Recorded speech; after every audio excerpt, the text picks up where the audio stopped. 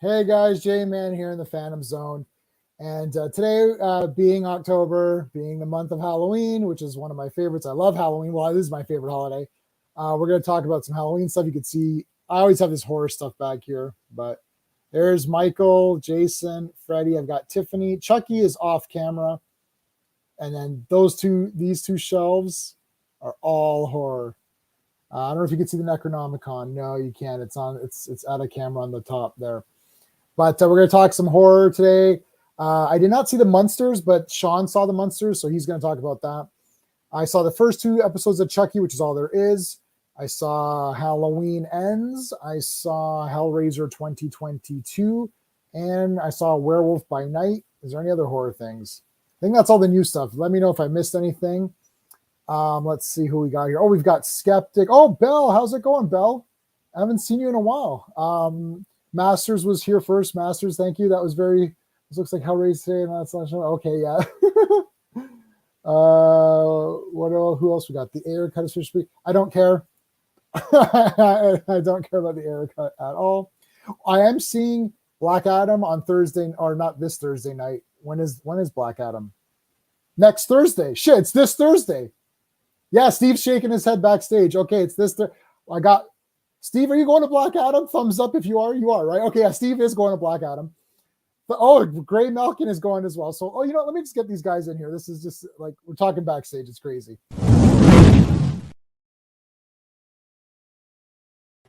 Hey, Steve, let's just get Grey in.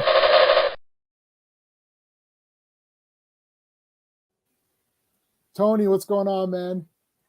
All right. So, okay. So we're all going to be seeing Black Adam.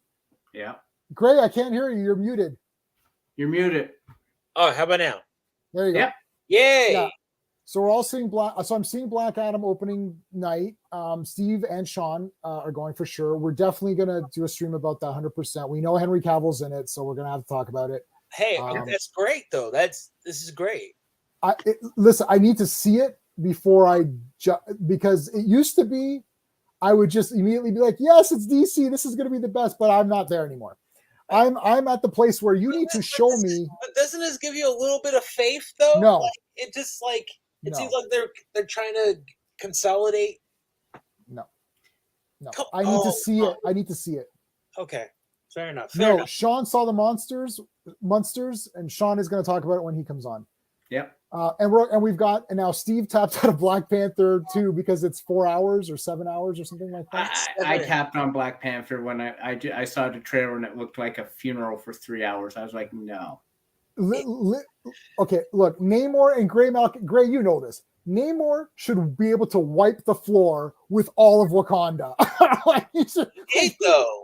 If he attacks, it's over. No, you got the way I look at it, this is an exploratory mission, right? Okay, this isn't the full the might of Atlantis. This is okay. Hey, I have a military bunker, and let's just kind of see what's going on over here. Yeah, because if Atlantis attack, or it's not even Atlantis. I don't even know the name. Sean will tell me the name. Let's bring him in. Hey, Sean. It's Talocan. I knew that. Rhymes with Taliban. Oh, no. Oh, no. Oh, no. Someone had to say it. Oh, no. Oh, my God. I didn't say nothing. Yeah, no, we're not. Yeah, no. So Talocan, yes. Well, I hear that the forces of Talocan are very formidable. Who cares? Yeah. Namor is the first mutant, and I believe he is the first he's pre-Marvel. He's the first Marvel character. He's the first Marvel character. Wait. Technically, it's Miss Marvel because that's the one that we got. She got there first. No, I'm sorry. I meant in real life. Published. Oh, published, right. In published He's the first Marvel character, yeah. Right. I'm sorry. Yeah, sorry, but you're right. But you're right. And all that, yeah. No, but Greymalkin is right in the sense of in MCU, that doesn't count Fox. Ms. Marvel, who is an Inhuman, is now an MCU. Oh, I don't care about that. Screw that. Oh, Come are we on. gonna talk about Because She-Hulk? they're gonna like jockey for position other characters like this other guy, and like forget it. We're gonna find out Captain America was a mutant. Right. Yeah, I know. Just make them all mutants. It'd be easier. Well, wasn't Scarlet Witch and Quicksilver technically mutants? They were not an MCU. That was very no, they're miracles or whatever they call them. A different M word. Because they didn't have. Well, now they can call them mutants if they want to, right? And in WandaVision, they sort of retroactively say that like she always had those powers. Yes, I would call her a tyrant.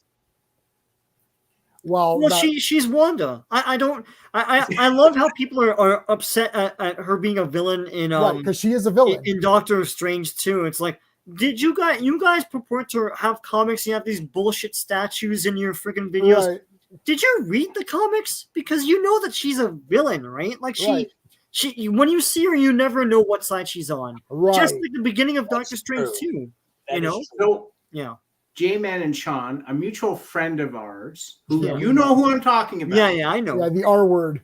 The R word said to me recently, "Oh, I don't like how Wanda was turned into a villain in Doctor Strange 2 when she got her powers. I think that was against women." And I was like, "R word, you've read the comics. I know you've read the comics because I've read the same comics. And we both know this is not outside what Wanda does. She started as a villain. Wanda's been a villain in countless stories. What are you talking about?" Facts. Yeah. No, that's facts. And like, yeah, the facts life are all about you. You take the good, you take the bad, you take the good. You have Wanda's a villain. You take the good, you take the bad, you take them both, and there you have Wanda's villain. Wanda's villain. Yeah, I mean, the problem is that friend of ours never texts me this stuff because I will verbally just. He's very safe in texting Steve because Steve is a very kind person who will just be like, "Yeah, that's cool." I will verbally destroy people if they're stupid. I don't. There's no excuse for stupidity. Hey man, there's no fools. Very Jim Shooter of you, my friend. Oh, listen. I like Jim Shooter. That's Jim Shooter, man. That's how we do it. Listen, the guy's writing Legion comics at 13 years old. No, did you know that, Jamie? Because I knew that. I thought you knew that. Nope. Yeah, that's the thing. Everyone goes on about, he has a big ego. He does. Like I despise. Well, I don't despise. I think Secret Wars 2 is terrible, but I own the omnibus. Of course. And I own all the stuff that you can't get in the omnibus. And because it is a huge example of ego. But the thing is, you can give it to him because the man was a genius. Like, who was doing that? Who was handing in stories at 13 and having them published? And he revolutionized. He arguably, I mean, I know. Some people might beg to differ. He arguably revolutionized and refreshed the Legion for like years to come. I mean, this was as a kid, as a literal kid, literally a kid. So I knew he was doing Legion comics because he was a kid. Jim Shooter was 13 years old and submitting to DC Legion of Superhero stories, and like, wow, this is really good, and they're publishing them. This kid is writing the goddamn biggest. The Legion of Superhero, the Legion of Superhero stories that have Jim Shooter's name on them from the 60s are him as a 13 and 14-year-old. That is crazy. He's a prodigy. Yeah. Yes. That's exactly what he is. And like, all right, and all right, this J-Man, you know about this. There are a lot of X-Men fans who like to blame Jim Shooter, saying like, "Oh, he didn't allow Chris Claremont to go as far as he wanted. He wanted Mystique and Destiny to have conceived of Nightcrawler. He wanted Jean Grey to stay dead." Right. Like it takes somebody like that to rein in all these crazy personalities. Yeah, he's controversial too. Like I don't agree with everything. I don't agree with everything, but the thing is, I find it funny when people are like, "Oh, ego and stuff." Is like, yeah, but that was the man, dude. It's like, I don't know what to tell you. And like he tried to expand Marvel, and people are like, "Oh, that's stupid." But like he tried to like bring it into Hollywood and stuff. He was the first guy to try and do that. There's a lot of weird deals Main Kinda like- and they're very, kinda very like interesting to hear, but yeah. Kind of like AV Alfred. Oh yeah, Yeah, I don't like that guy. What was his role in Marvel? I don't understand. I never understood it. What? All right. Well, we do have another panelist. This might be the first time this person has been on Oh wow. on Phantom Zone. I think. I'm not sure. Let's Let bring the him in. hazy. Hello. Hey, Owen. Ah, How are you? How's it going, man? Is this the first time you've been on Phantom Zone? In this I'm not, for a while anyway. for a while, yeah. I feel like been on before. Yeah. But I mean, we- like on one of these impromptu live streams, not like where we Yeah. schedule the time to talk. Yeah, or no, whatever. I think he's been on before. He's been on. I think Yeah. it's just been a while, yeah, because Like this is the first live stream I've been on since the surgery. So, Yeah. so I He thought, he had a scar on his forehead. It's nothing. you can still see it. Yeah. Hey man, thanks for coming out with this. We know it's like late night, like midnight, 1 in the morning out there, right? No. Here. No, you're confusing your guests. DW is the actually he's not in Israel. He's actually in Toronto this week.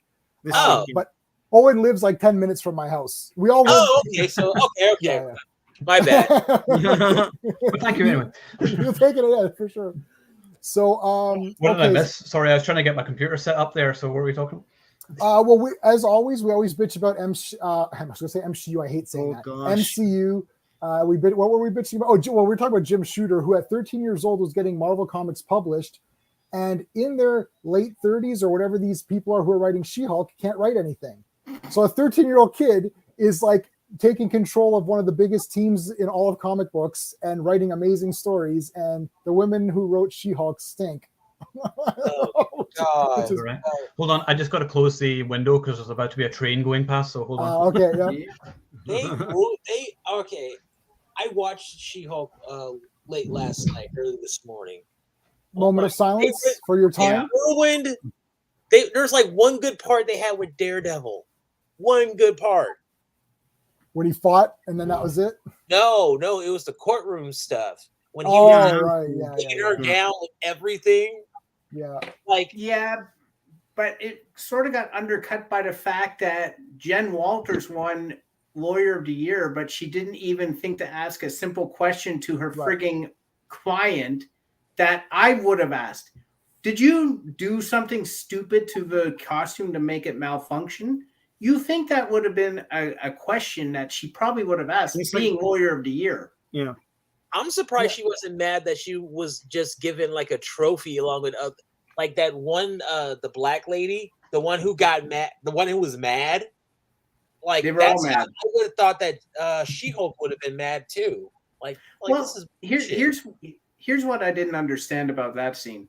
So they basically went on and they said that men are terrible and they should all die and blah blah blah. Women have to work twice as hard for half the credit, etc., etc. And they don't get the one thing she said is we don't get we get half the recognition. And yet there's 42 of them up there for Female Lawyer of the Year. They didn't Right. show us how many male lawyers of the year there were, but I bet there were less than there were female. Well, here's the other thing. She-Hulk is literally texting while at work and waiting for a text from her boyfriend. Yep. And it's like, and then She-Hulk, Jen, we have a case for you. I can't accept this case because of some conflict. Okay, no problem. Well, you have to take it anyways. Well, I don't want to take it. Well, you have to take it. Okay. Next case comes up. Jen, you need to take this case. I don't want to take this case because there's a personal interest. Like, do the men attorneys give me this much problem? It's like, I'm giving you a job to do. Go and do it. This is your job.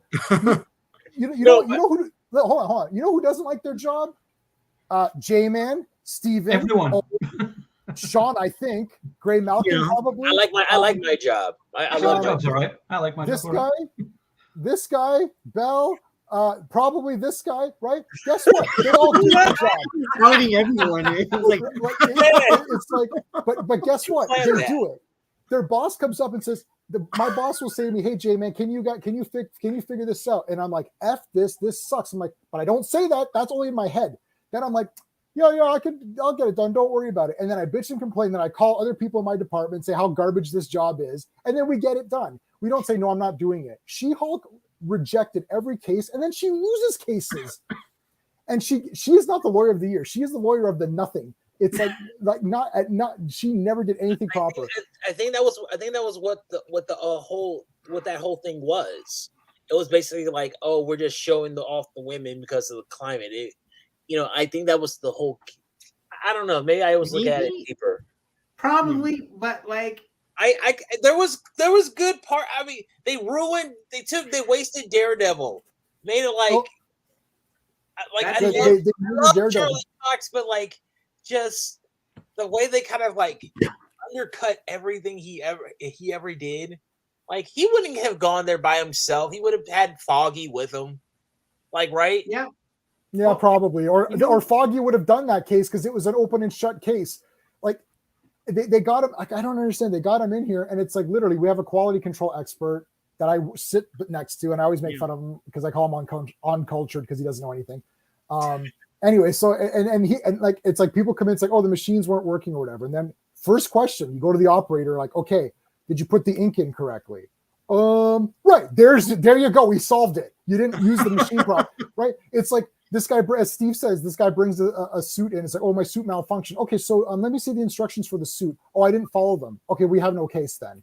Yeah. Like this shouldn't be going to trial. And then it goes to trial and she loses because Daredevil is so smart that he's like, well, they didn't use it correctly. Oh, okay, there, your case is over. I'm like, oh, lawyer of the year for Jennifer Walters, who doesn't want to do her job. Well, she was already getting that anyway. So this had, right, like so. Yeah. Anyway, it's crap.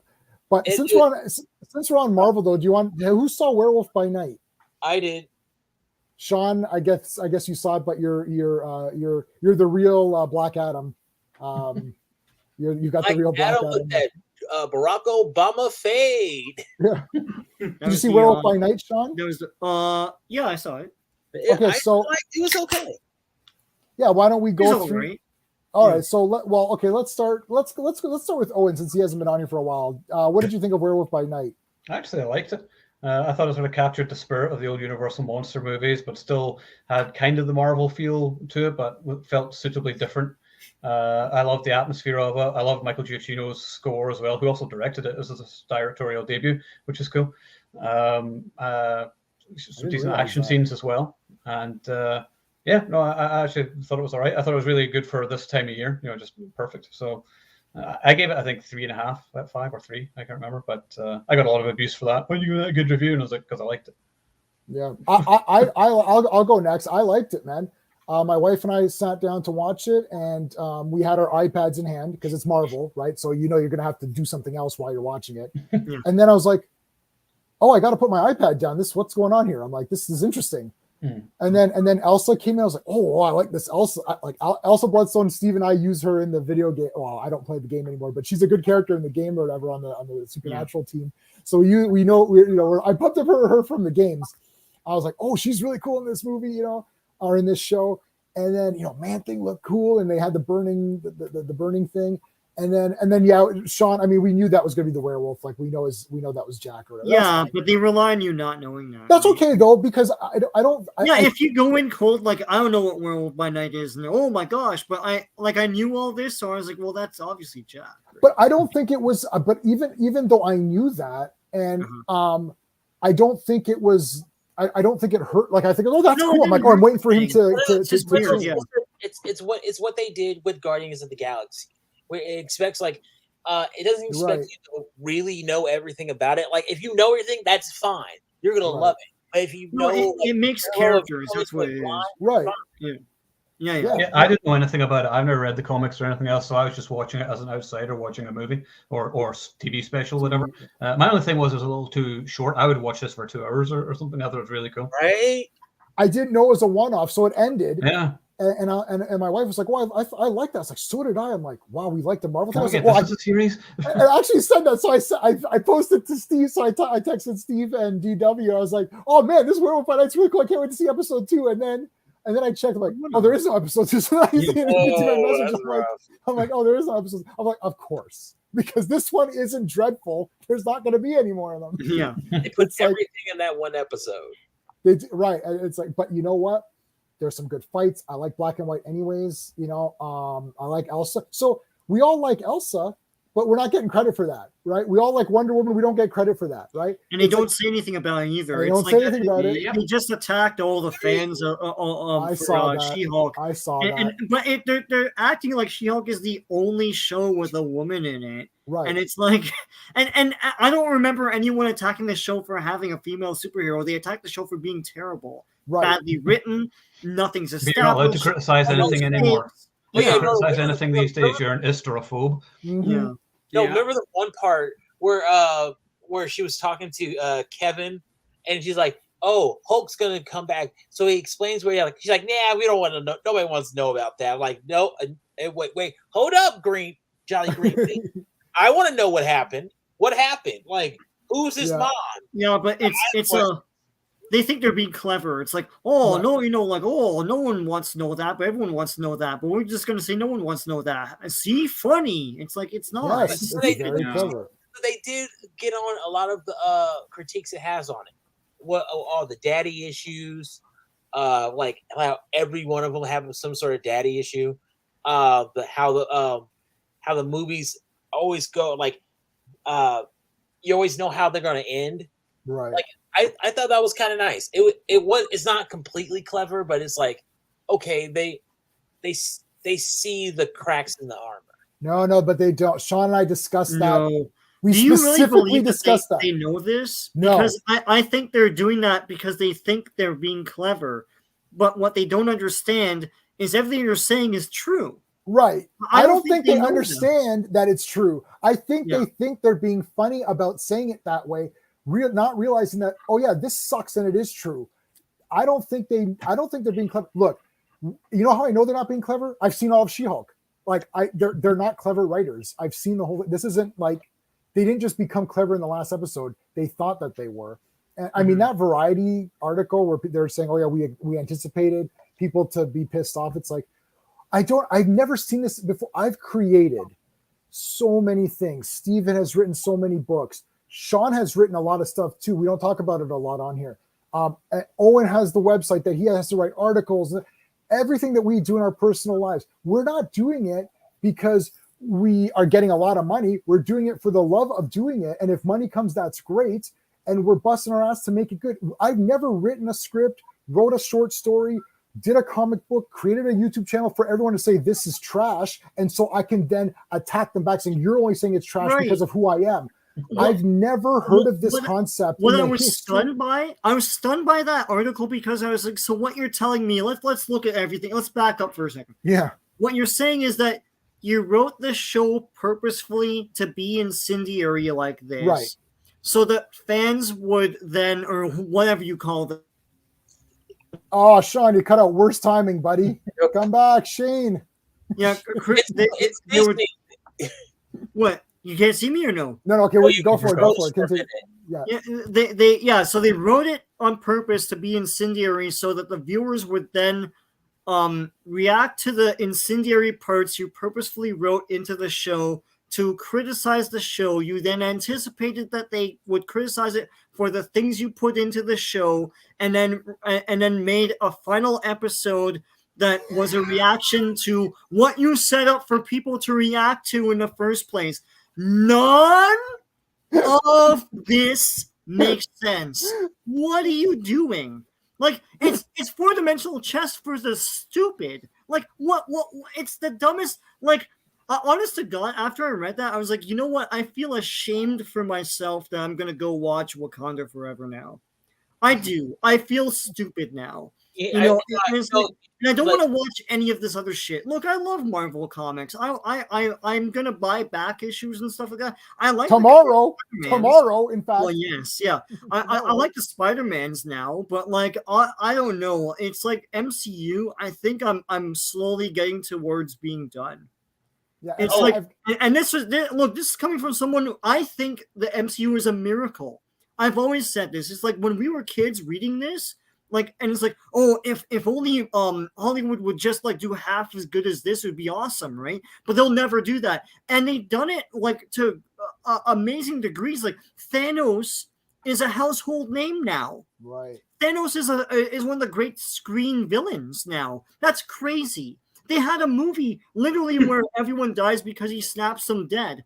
Like, I thought that would never happen. It's amazing. But, like, I don't know. It's like we have those 10 years and that's it. I think, like, I can't trust them anymore. Listen, case in point, I haven't seen Andor yet. The reason why is because Obi-Wan Kenobi, or whatever that show was called, Kenobi or whatever. Kenobi. It broke me because it was so poorly made, poorly shot, poorly devised. Like, Leia gets kidnapped twice because they ran out of story. It's so bad that, and I was like, I can't believe that they took something so high profile like this and couldn't do a good job with it. So I'm not watching Andor because they can't. I don't trust them to do a good job with Miss that. nothing anyway. And She-Hulk, I think, is my Kenobi right now. It's like, I She-Hulk's don't way know worse if I than can trust Kenobi, them that's going guaranteed. forward, man. There's like zero positive in She-Hulk. Like literally zero. Like, I would give it 0 out of 10 on my rate. Like, and this is 0 out of 10 in comparison to other superhero things. Like, when they're saying they don't want the MCU, they want to, like, you know, piss off the trolls or something or whatever it is. It's like, I don't understand what you're saying. You want to piss off the people that like Marvel? Like, we buy your garbage. Like, we buy all this crap. Like, I don't know. It's mine, but I've never heard of anyone, even Tommy Wiseau for The Room, which I always bring up. He thought he was making a good movie. Yeah. Ed Wood thought he was making a good movie. Nobody sets out to be like, I'm going to make a movie to piss off people that would like the movie I'm making. It's like, it's immature and it's irresponsible. Yeah, people like She-Hulk. Okay, so I'm going to make a show to piss off the people that would want to watch a She-Hulk show. I don't, because even J.J. Abrams, who's the worst filmmaker in the history of cinema, even he. Even worse ones. Yui Bowl, JJ. No. Yui Bowl is way better. Don't even, Sean. Listen, because Yui Bowl is trying. He's like, I'm trying to make a good. It's sad, but it's funny. He doesn't just copy other people like JJ does. He's never had an original thought. All he does is just, I know, let's reference this or this or this. Yeah, his next original thought will be his first original thought. Yeah.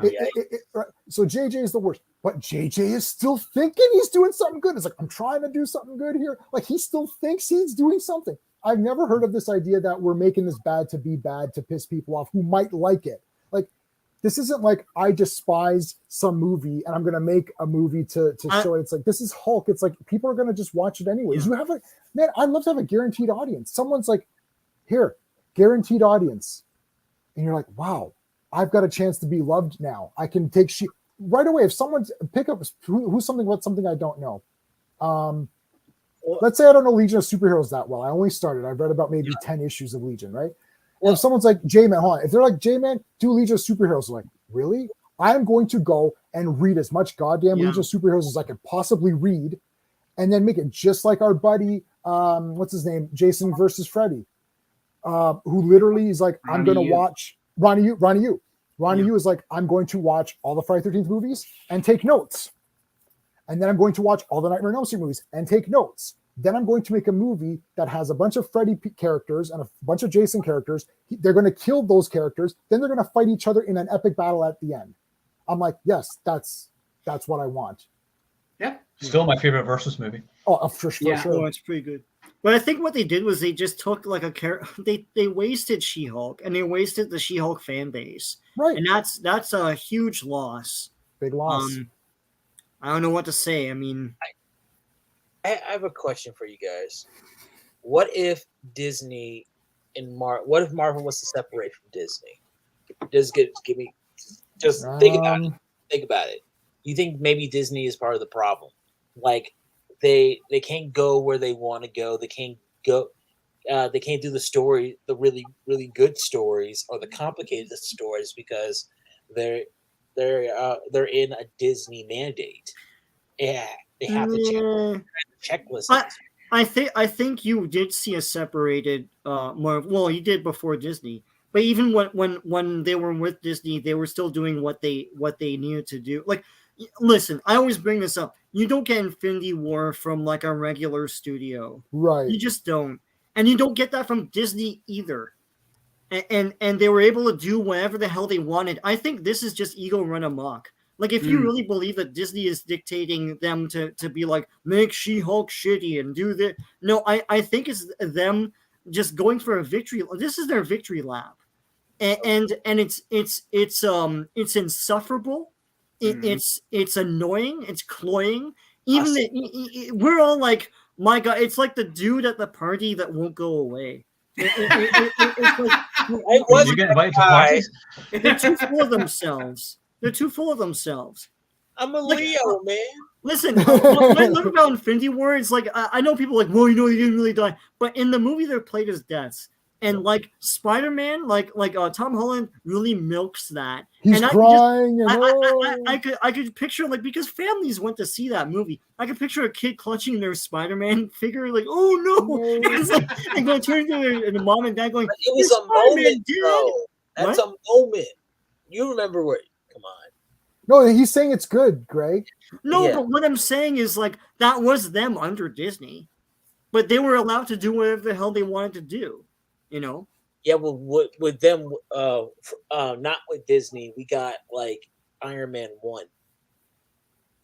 But that was like a desperation. Iron Man 1. I gotta watch that again. I want to say Iron Man 1 is a good movie. It's a good movie. I agree. It's not a great movie. It's not a legendary movie. Everyone is really pumped up Iron Man to like legendary status in that first film. And I'm like, guys, Iron Man's barely in the movie as Iron Man. It's mostly Robert Downey Jr. dicking around in his garage. Yeah. I'm kind of like, there's nothing like, and at the end, who beats Ironmonger? Who hits the button that beats Ironmonger? Pepper Potts. Thank you. Iron Man doesn't meet the villain. Iron Man never beat the villain in any of his movies, at least not alone. Not alone, because he had help in the second one. The thing with the Iron Man movie, is that it is good, but for us people who read comics, you're like, well, this is a good start to see where we can get going with this now. That's my takeaway. We watched in the theater. I thought this is okay. I was like, he's just building the suit for the whole movie. It's like, because I'm so used to who Iron Man is anyways from comics, I'm good to just be like, let's get him going. Like, it could have been like the first bit, okay, he gets knocked down. He's, I don't know wherever he is. I don't remember. Is he in Iraq or something? Or where is he? I don't know. Iraq. He's in Iraq. Okay. Yeah. Okay, so that's fine. They updated it. That's fine. He builds the suit. As soon as he builds that first suit, the next should have been a montage of suit builds, and then he's Iron Man, right? I don't want it to be like a long process of, oh, he builds different things and goes to parties and talks to people. It's like, yeah, I'm good to montage that and get to the Iron Man suit. See, J-Man, you're absolutely right. But this is why Marvel, if they were smart, they would have had like, okay, for the people who don't know anything about it, you watch the movies. But they come out with animated stuff like DC did for the hardcore fans. Right. But that would have kept everybody happy. That's true. It's like, hey, you saw Iron Man? You saw Iron Man in the movies? Hey, check out the movie you just came out. It's darker. It's crazy. It's grittier. Right. It goes more into the mythos. And do that with everybody. But, like, Marvel doesn't think animation actually works, which is weird because they're a comic book company.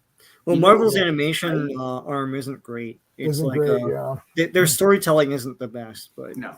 All right, so wait, let's when it's all together, when it's planned out and all connected, when it's like when there's a good hit on as you know what I mean, like a captain who has a vision, it's great because. Like, I feel like we're owed a Marvel version of the DC cinematic universe. We're owed a Marvel version? Yes. Yeah. Owed.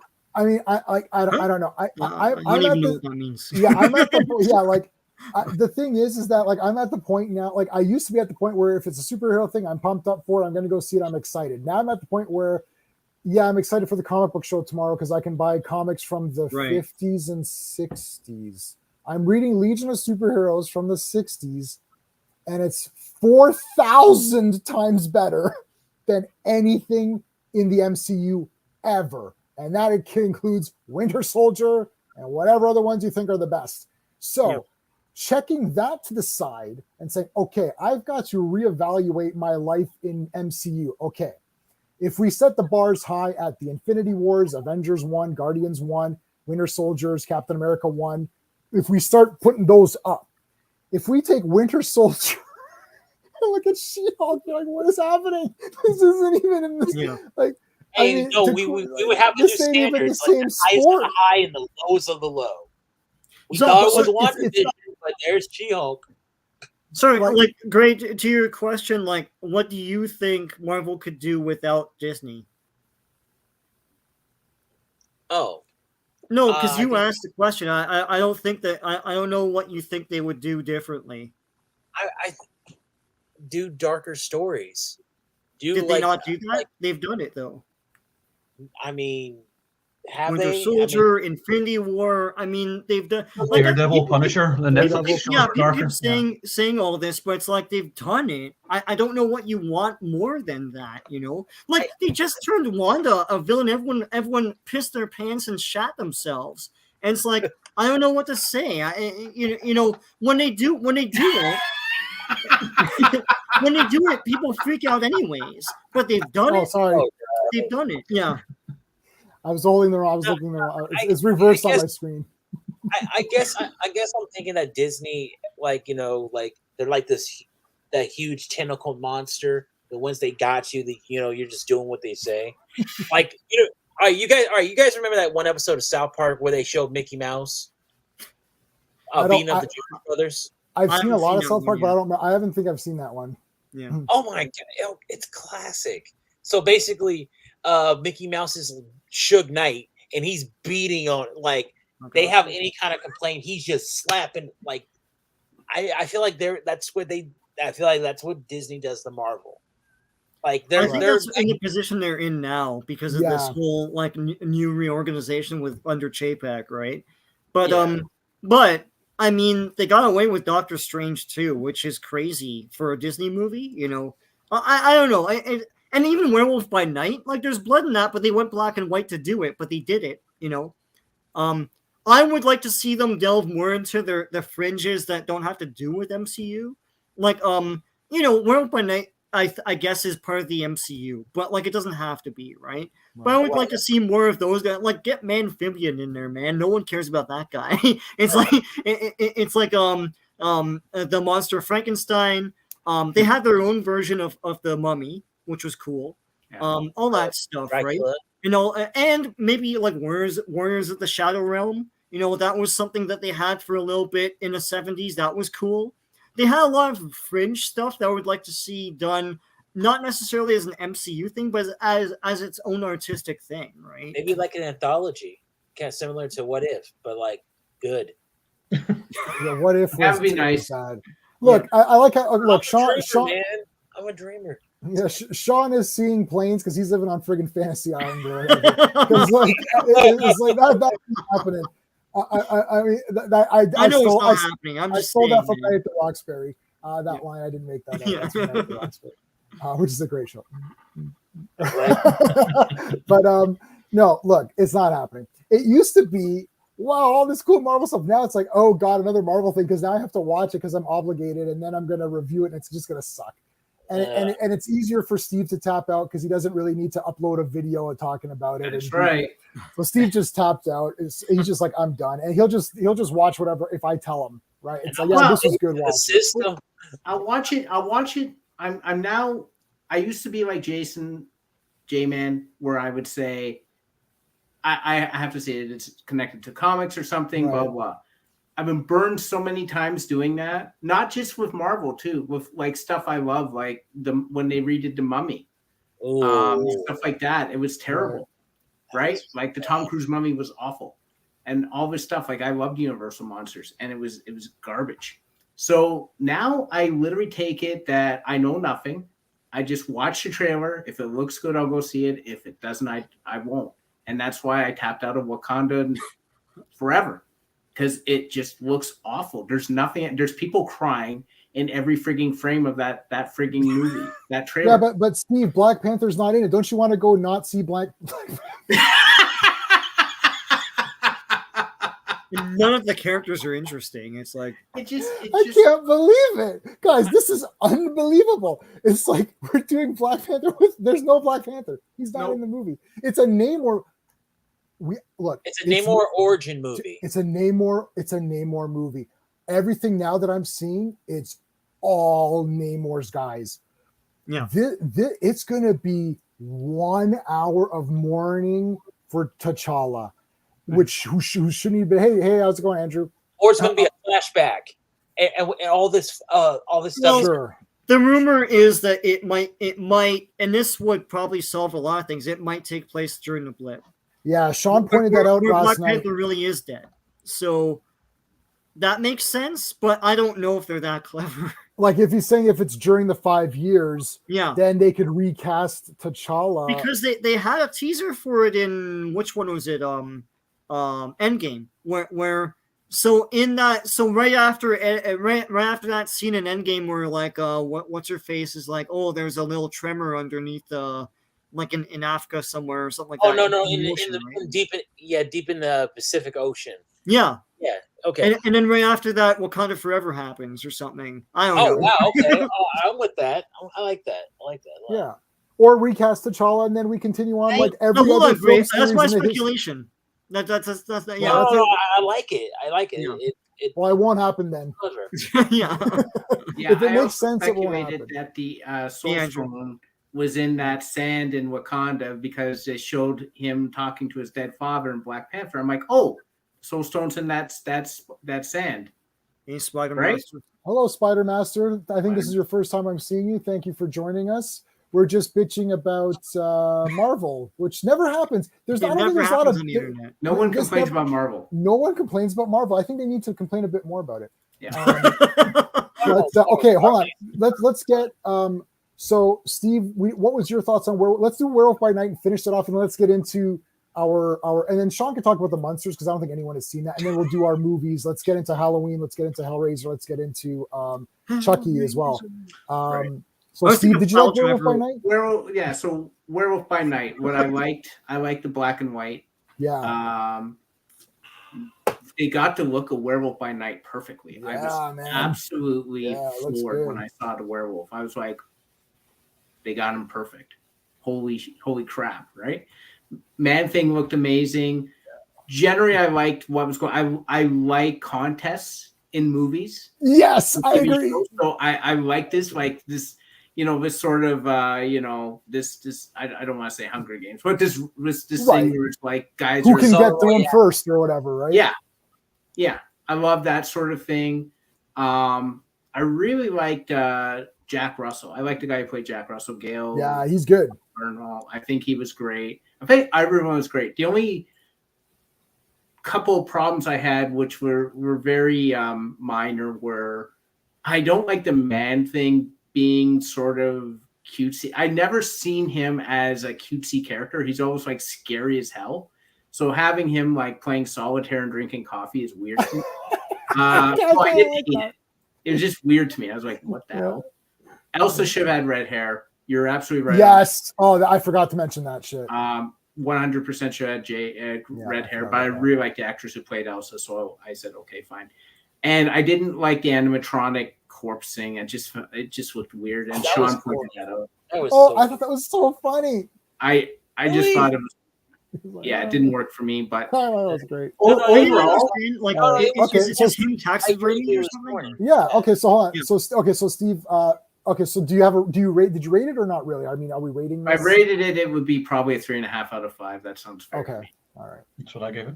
Yeah, 3.5. Yeah. So then I don't think I didn't really rate it because I thought it was a show, and then I thought it would continue. Right. But now it's a one-off. I'd probably give it like maybe a 7. Sounds pretty. Maybe even an 8. Man, I don't know. I kind of liked it a little bit more. I think maybe an 8. I might be at a 4 out of 5 because I did connect to it a lot. It's Howling 5 basically. Yeah. Sort of Howling 5. Yeah. And I like Howling exactly.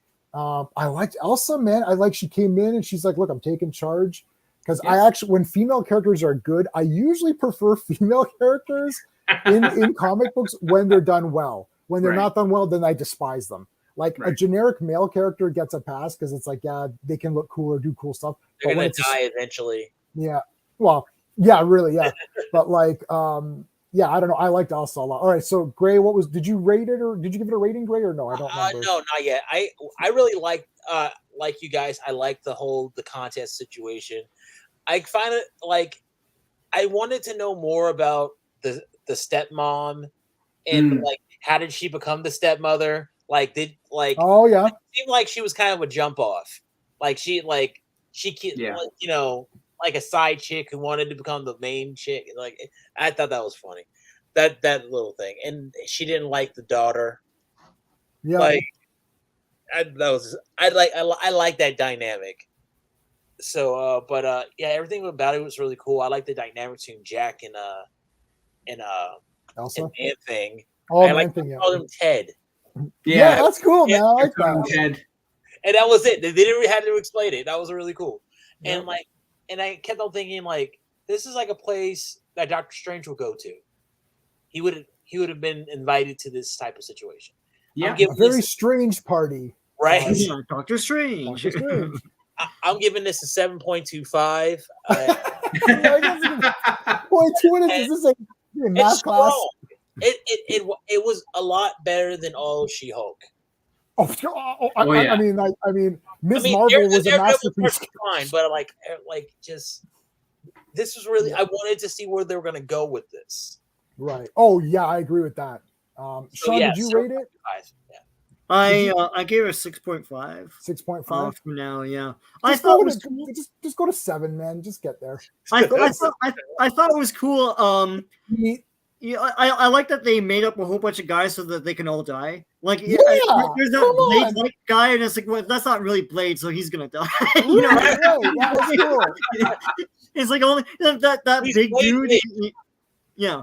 I like Man Thing. The only thing about Man Thing is that like I don't know how he is in the comics now, but like he's not supposed to be Ted Sallis as Man Thing. He's supposed to be like a mindless like right. Yeah, I thought the same thing. But if you're gonna adapt it, you'd probably have to just do that, right? Because it's more intuitive to a viewer. The cutesy Man Thing is a Marvel thing. When he is attacking, he's pretty fearsome. Yeah. I don't know. Did they explain the Man Thing? No. Power. So no. A viewer might be like, "Oh, he attacks by just like he touches you and you burn, right?" But like it's if you fear, and they show Jack touching him. And nothing happens. Right. So he's not afraid. And they don't explain it like we know what. No. But they okay. You know what? Okay, they do explain it if you are a viewer who pays attention. Yeah. He says, "Call him Ted. Be calm around him. Yeah. Don't right." So I'm okay. It's if you know the stuff, right? Yeah. Now, they might be relying on the millennial and Gen Zer just like picks up their phone and looks up Man Thing. It's like, okay, well, you know, I like using him as the test because that makes sense. It's like if you're fearless, then you can do it. If you're not, then you're screwed, right? You know, that was cool. And I liked at the end they showed everything in color, so it was cool. Elsa has red hair. What are you talking about? No, Her jacket was red. Hair. She has black hair. Sure, I'm gonna look at because they have her at Disneyland now. Like she's red hair in Disneyland, but not in. I looked for that specifically. She had no red. I looked for it specifically too. I do like redheads, and I thought, here we go. Disneyland, she does. So I don't know why they made that error. It's so weird. Maybe the actress didn't want her hair dyed.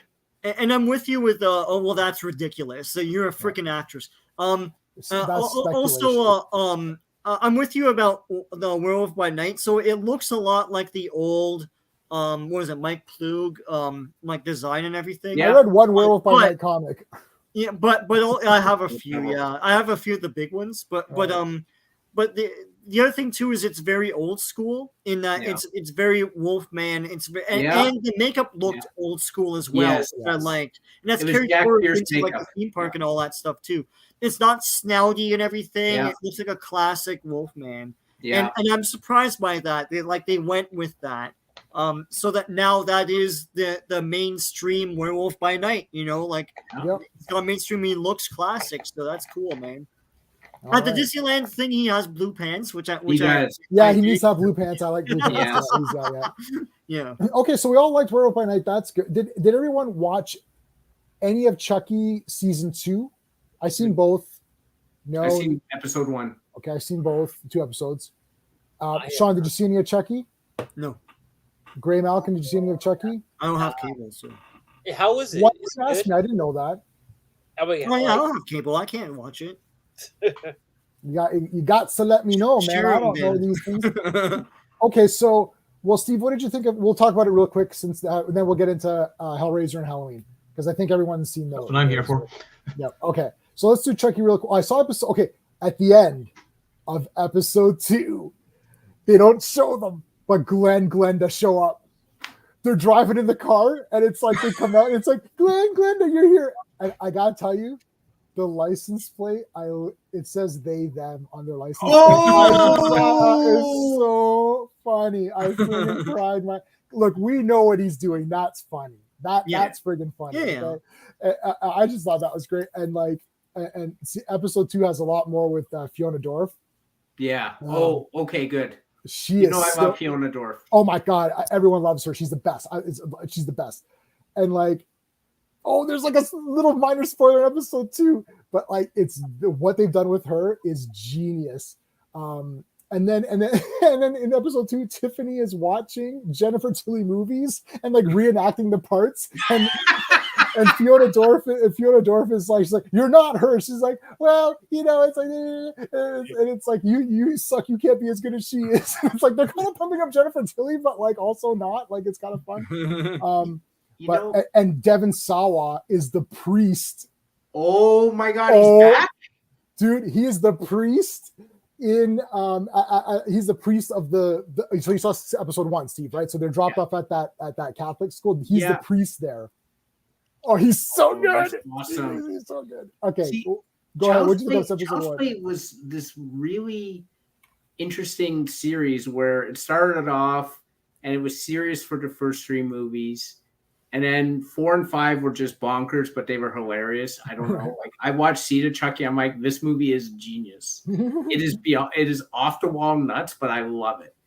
And then 6 and 7, I was like, my God, they turned it like sort of pseudo serious again. Like, especially 6 in the house. I'm like, what the hell? But Cult of Chucky 2 is genius, man. I love him walking along the hallway, and then it's like that patient comes out. He's like, he doesn't want. He's going to kill someone else. He doesn't want to kill her, but she's annoying him. So he's like, do I have to kill you basically now? Like, I don't want to. I'm busy.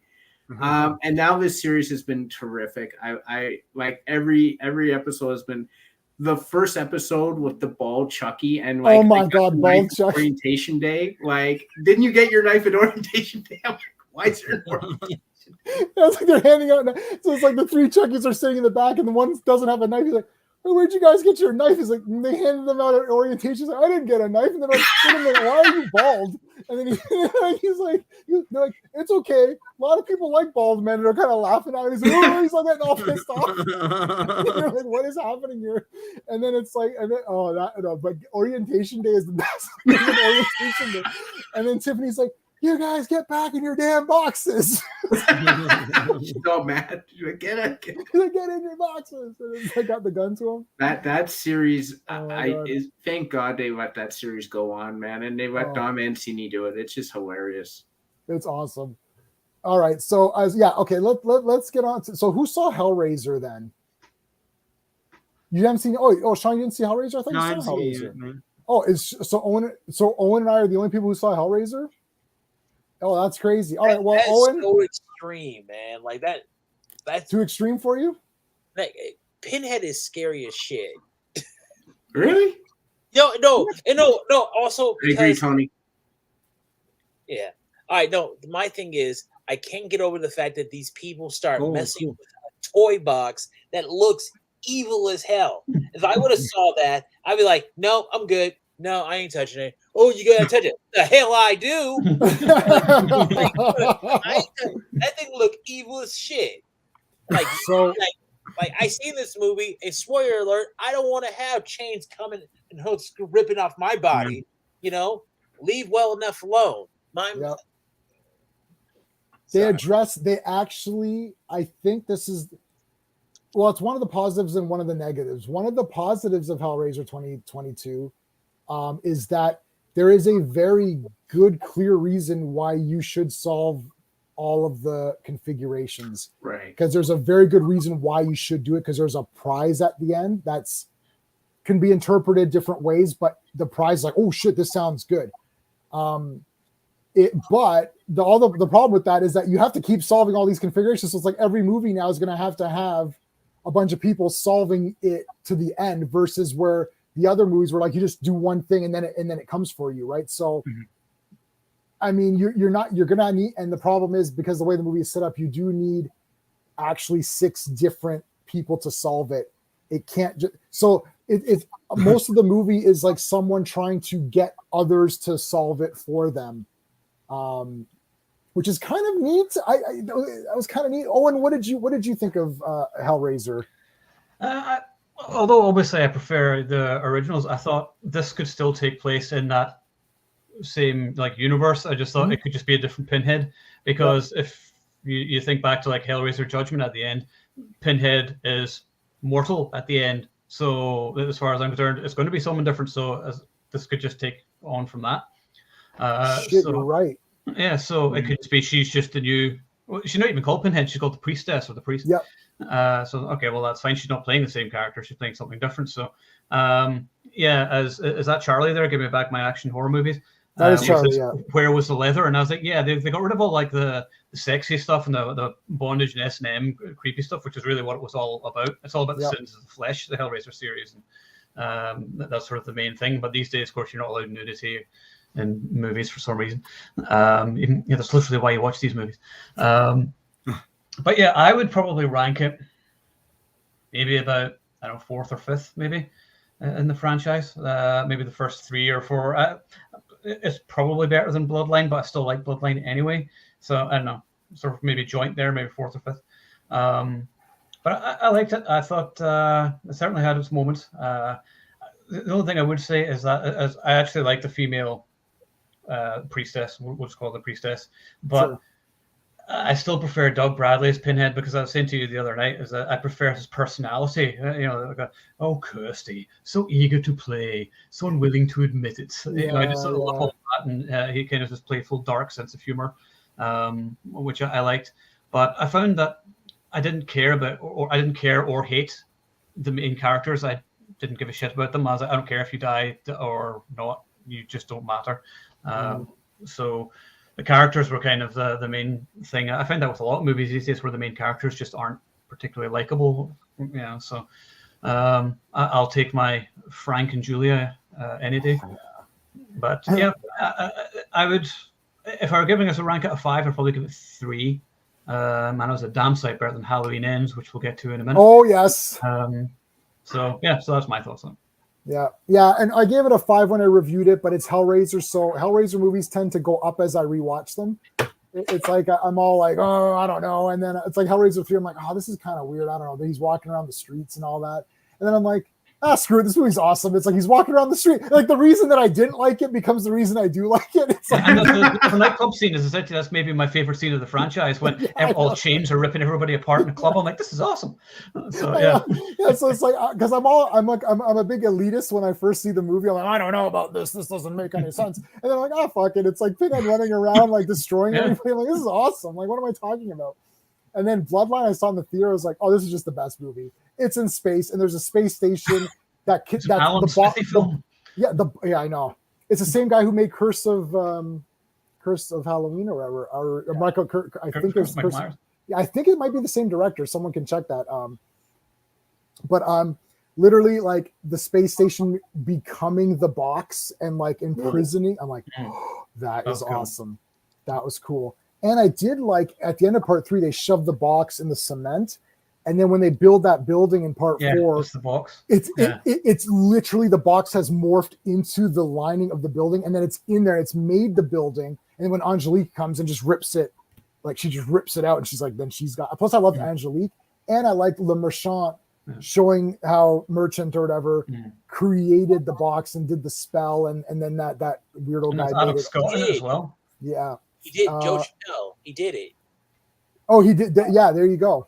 Yeah, he did Curse of Michael Myers, and he did Bloodline. I think we all do Double C. We all do.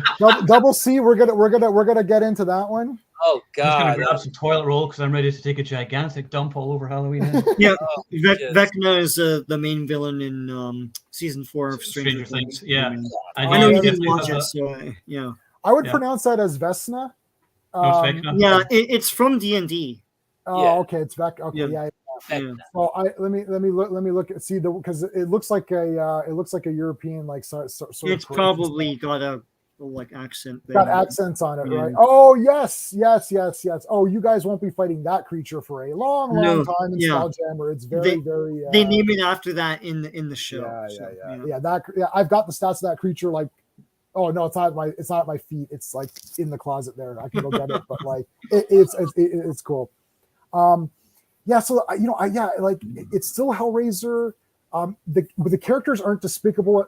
This is what I said. The characters are not despicable enough to be interesting, and they're not likable enough to be likable where you care. Yeah, that's So you're just like I don't want them to die because they haven't done anything evil, but I just don't care about them. So you're just following people that you don't care. It's just like I kind of said it's sort of like CW people where they're just there. They're not as good looking as the CW people. It's like yeah. But like we were saying the other night though, is that like me and you love the Hellraiser franchise where I don't dislike any entry. I can find something to enjoy in all of them. Yeah. I don't even know which one I would say is my least favorite one. I think, like I said to you, maybe Hellseeker.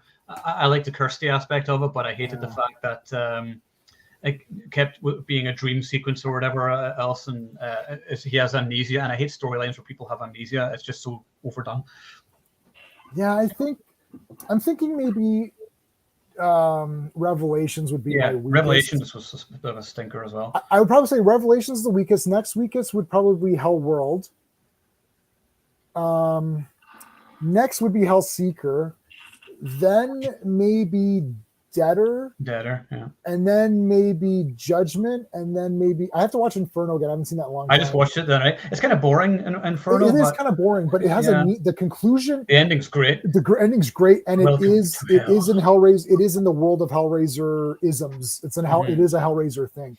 This new one, it's still pretty good. If it was 90 minutes, if this new Hellraiser was 90 minutes, we've got a different conversation. Oh yeah, it'd be great. Yeah, as usual, it's too long. Like everything. It's too long, and unfortunately, the last hour is awesome. The first hour has the characters that you just don't care. You don't hate them, but you don't like them. So you're just like, okay, why do I care what's going on? Yeah, right. The main girl is okay. Like, I mean, there's nothing wrong with them. I don't hate them. So I'm like, okay, so I'm watching. I'm like, that's a bit boring. Yeah. I mean, that girl, she's got a good reason to continue. Like, they did give her a reason. Unfortunately, it's a reason that matters to the character, but it didn't matter to the viewer. It didn't matter to me whether she accomplished it. It matters to her, and it makes sense, but it doesn't matter to me because I don't care about the character, her character, or the thing she's trying to do. Okay, maybe you guys can explain something to me. Yeah. What is the prize for messing with that box? Because it just seems like there's nothing but trouble. You get to meet Leviathan at the end, and Leviathan will grant you a wish. Dragon Ball. It's Dragon Ball, yeah. So you could die. No, this seems like Squid Games on a horrible level. No.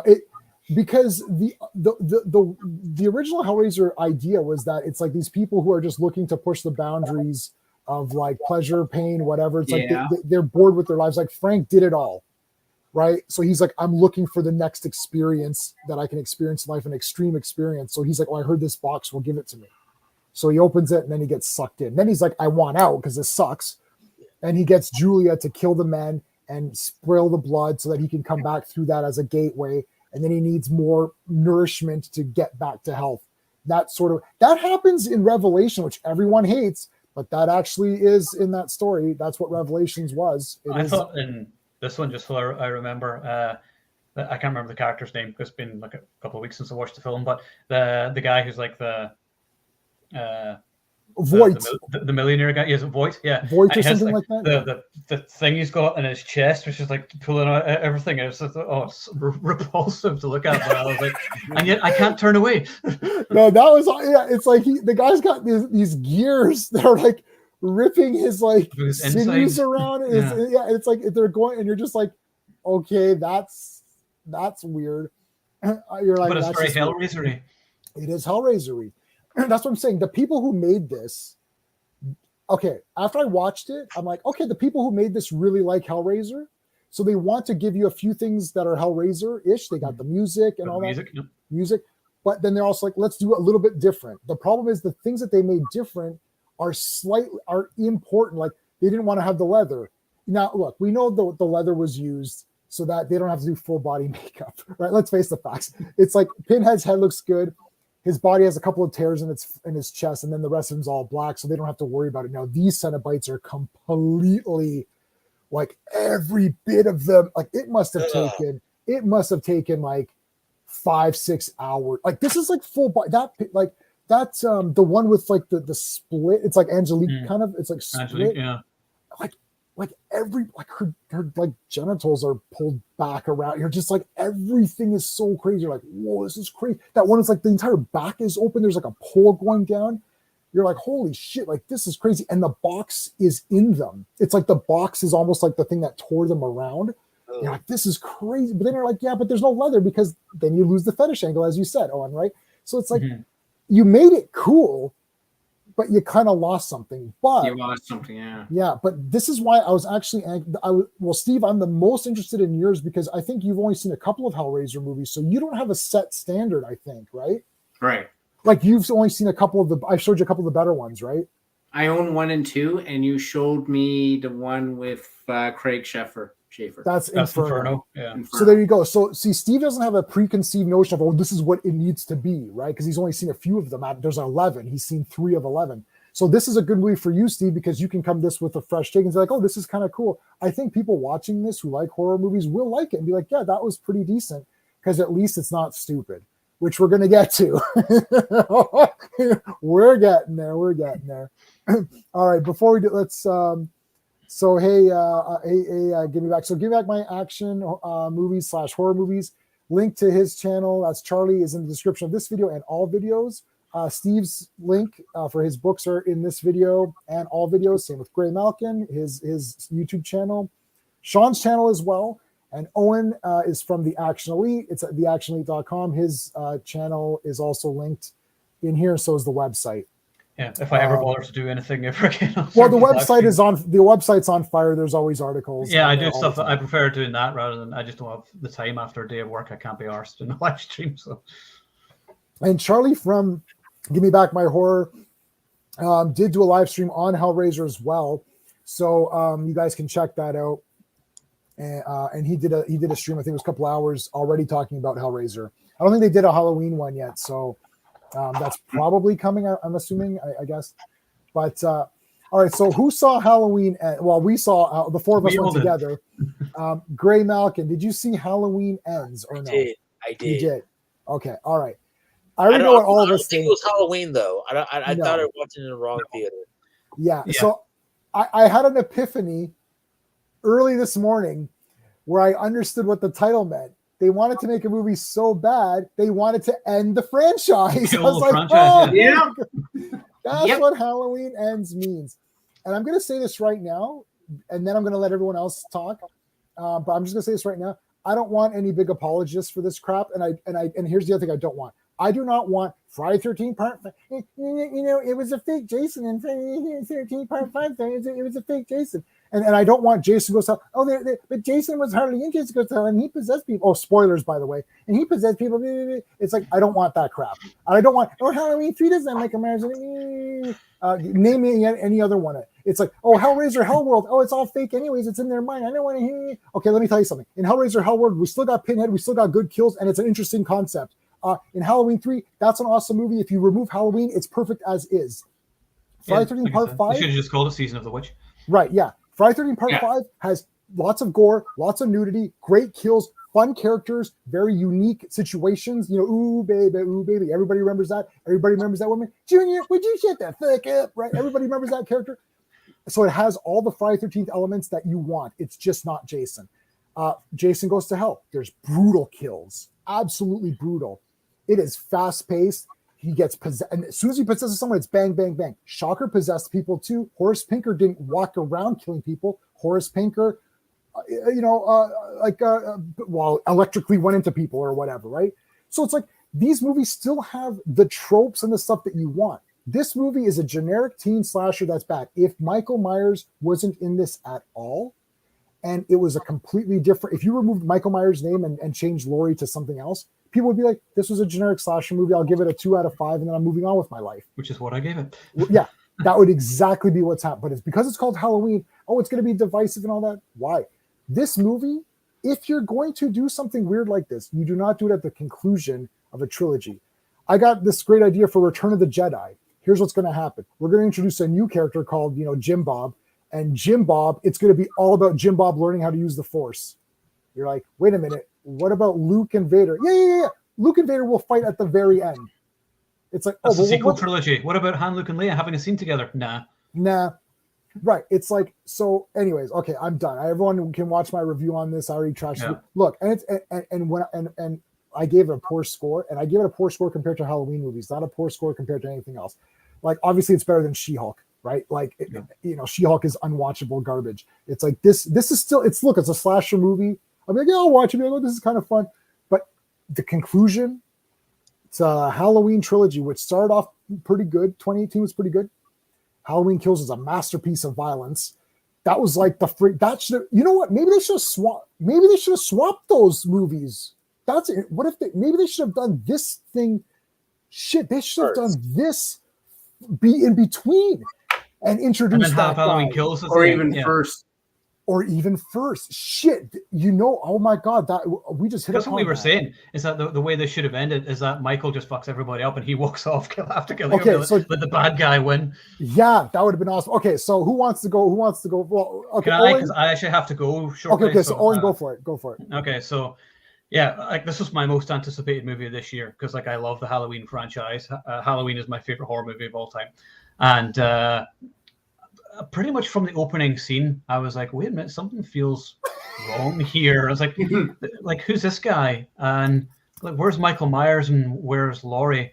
And then after half an hour, I'm like, okay, no, seriously, where's Michael Myers? Did we come into the right theater? I was like, this isn't a slasher movie. It's like, yes, it's more study of trauma, and I get what they were doing, like how it affects the town and all that. And I was like, yeah, there's some interesting ideas there, but at the end of Halloween Kills, Michael was basically Uber Michael, and he'd killed half the town or whatever. And we were like, oh my God, this is going to be so awesome. He's going to be nearly unstoppable in the finale. This is going to be great. Oh, no, wait, let's cut to 4 years later. And now Laurie's fine. She's not traumatized or anything else. She's knitting and writing her memoirs or whatever else. The town, everyone in the town is a dick. For some reason, like every single person in the town is a dick and like blames Laurie for bringing Michael back. Why? Nonsense. Yeah, bollocks.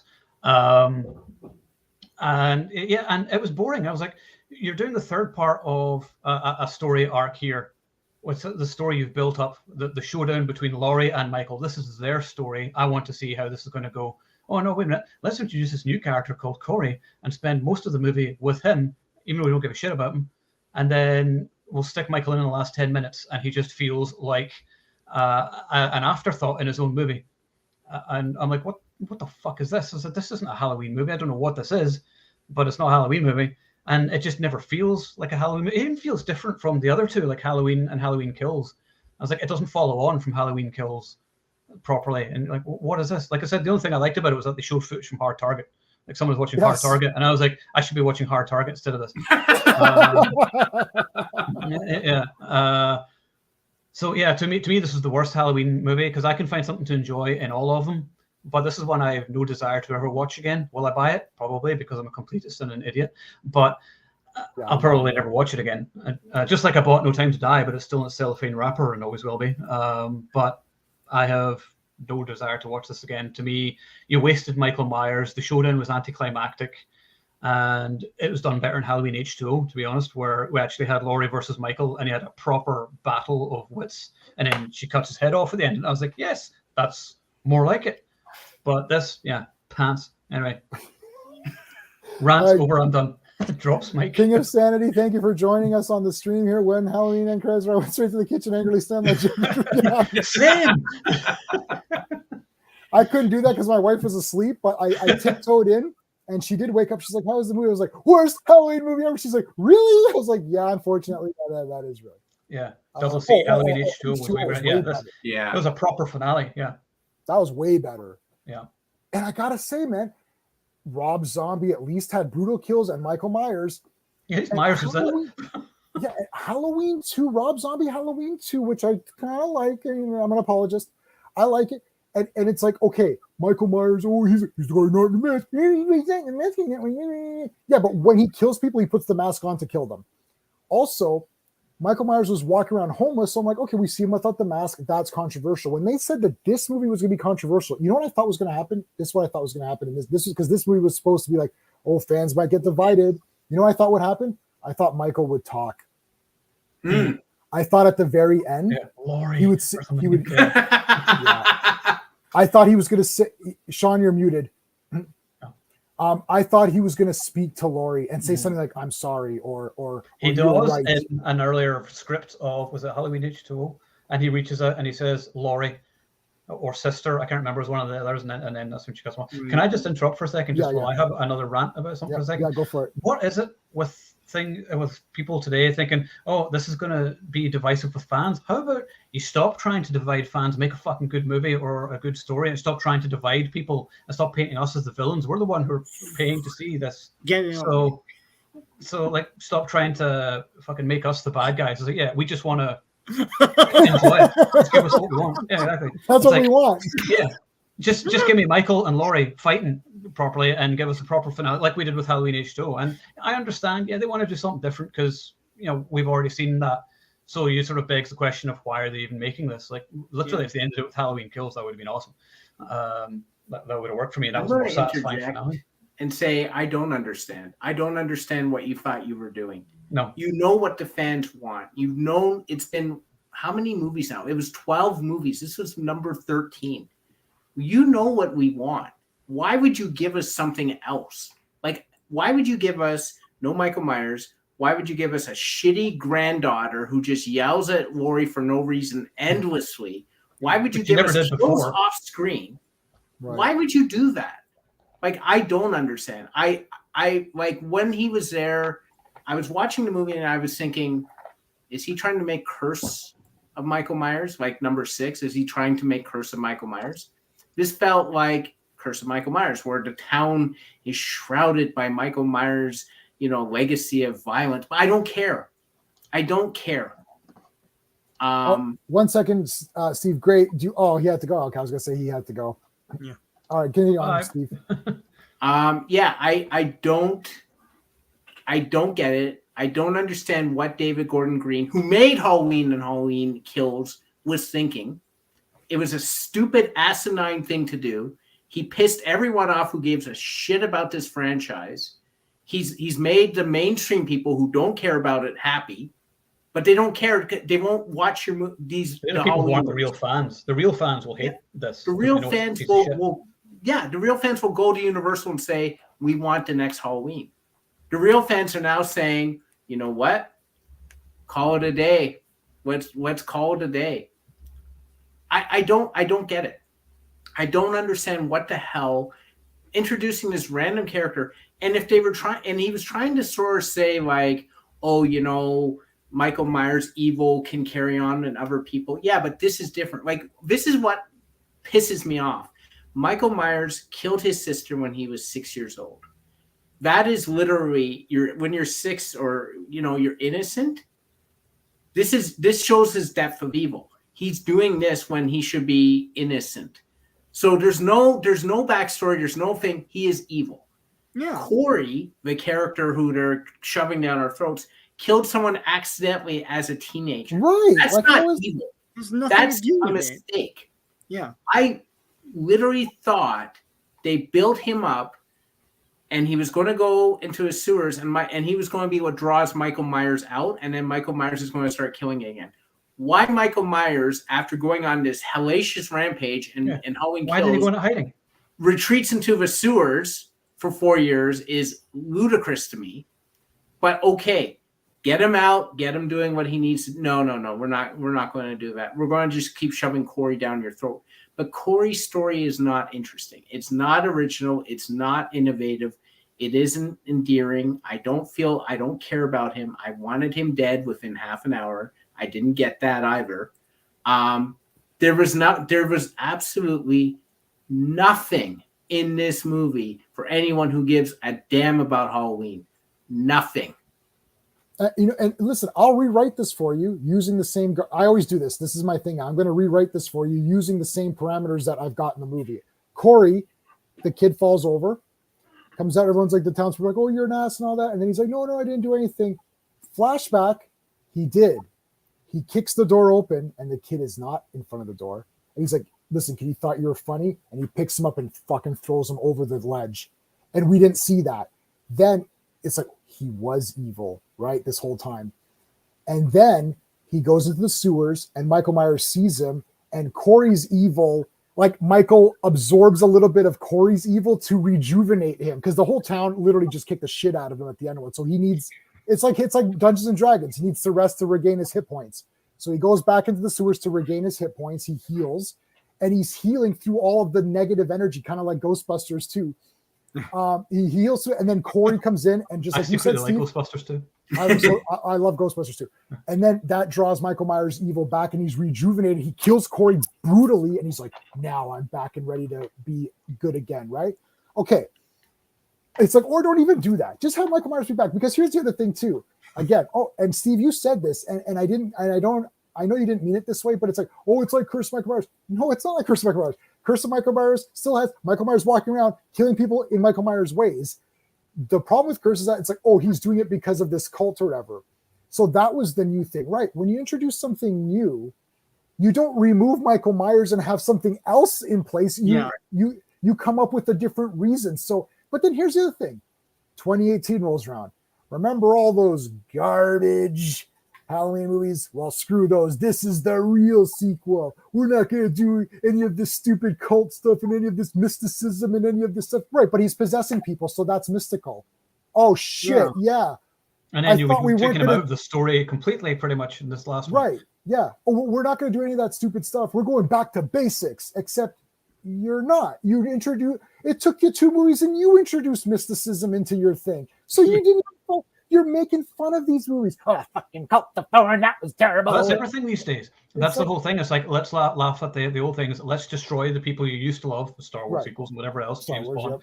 And let's ruin the characters you used to love because what you like is stupid and what we know is better than the original creators. So let's just do that because we're better. And that's basically the attitude of so many of them.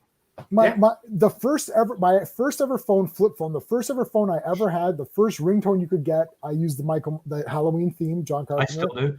And I still do to this day. And I even bought Halloween Kills soundtrack on. I paid money. I gave money to Apple Music. I gave $10 to Apple Music for Halloween. It's like, I have all the toys. Except for Friday 13th, which is number 1 still. Halloween is my number 2, but it's also the most purchased things. Like, it's like, okay, I got another, every time it comes out, buy another version. But I almost bought all the 4Ks, even though I don't even have a 4K player. I'm like, I almost rebought them all. I'm like, I keep rebuying it. Oh, it's a new series, rebuy. Oh, it's a new box set, rebuy the box set. Had them all on VHS, rebought them all on DVD, rebought them all on Blu-ray, rebought them all on special edition Blu-ray, collector's edition Blu-ray box set. Like, it's like, even Nightmare on Elm Street, I didn't do that. Nightmare on Elm Street, I got Blu-rays. I'm like, that's it, I'm done. I got the Nightmare box. I'm not buying this anymore. Halloween, Michael Myers is my favorite horror movie character. So anytime there's anything new Halloween, I must have it. So. Right. So it's like, I'm buying your stuff. Owen actually gave me you can't see Michael. He's behind Jason right there. Yeah. I was about to say, I gave you the 18 inches, but that's not I gave you this toy as well. Yeah, and also the toy. Also, I like what King of Sanity says here. Terrifier 2 is a way more fun slasher movie. So I gotta watch Terrifier 2. I'm trying to find somewhere that it's on. Me and my buddy Gavin were talking about it earlier, and I like the first one. Art the Clown is awesome. Yeah, he looks cool. It's like hilariously gory. But I can't seem to find any showtimes for here, so I got to keep looking. If I find it, I'll let you know. Cool. All right, so Steve, I guess you want to finish your you want to finish your review then, or was that your review? Yeah, when I said Curse of Michael Myers, I went more with the title than the actual movie. Oh yeah. I got you. I don't know. It's baffling to me. I don't know who this movie is for, because if you're at this point, you've seen the other ones. So there's no fan there's no one walking in on 13 who's like, oh, this is a good movie. Like Right. you've obviously gone through it. You know what the fans want. You've had 12 examples. You made 2 of them. Yeah. The guy who made in my top 5 one of the best Halloween movies has made the worst one. Yeah. It's literally like, this is literally like someone tells you a great story and you get to the 3rd act after the cliffhanger and literally everyone just went out and had cheese. It's like baffling. Like I expect bad. I don't expect this level of incompetence. I agree. Bring Freddy back. So And Jason. Yeah. I can't wrap my head around this movie. I can't wrap my head around what they were thinking. I almost want to buy the movie and go right to the special features for the interviews and stuff to say, okay, what were you doing? Literally, what was your thought process? The only other thing I wanted to do that with was Batman Forever and Batman and Robin with Joel Schumacher. But like, I literally am shocked and vastly disappointed with this film. I gave it a 2.5 out of 10. That's what I gave it. Freaking awful. Yep.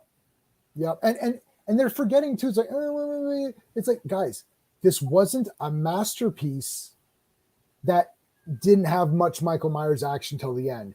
This was generic You still slasher movie. Yeah. And boring. Yeah. And boring. First Halloween movie that's boring.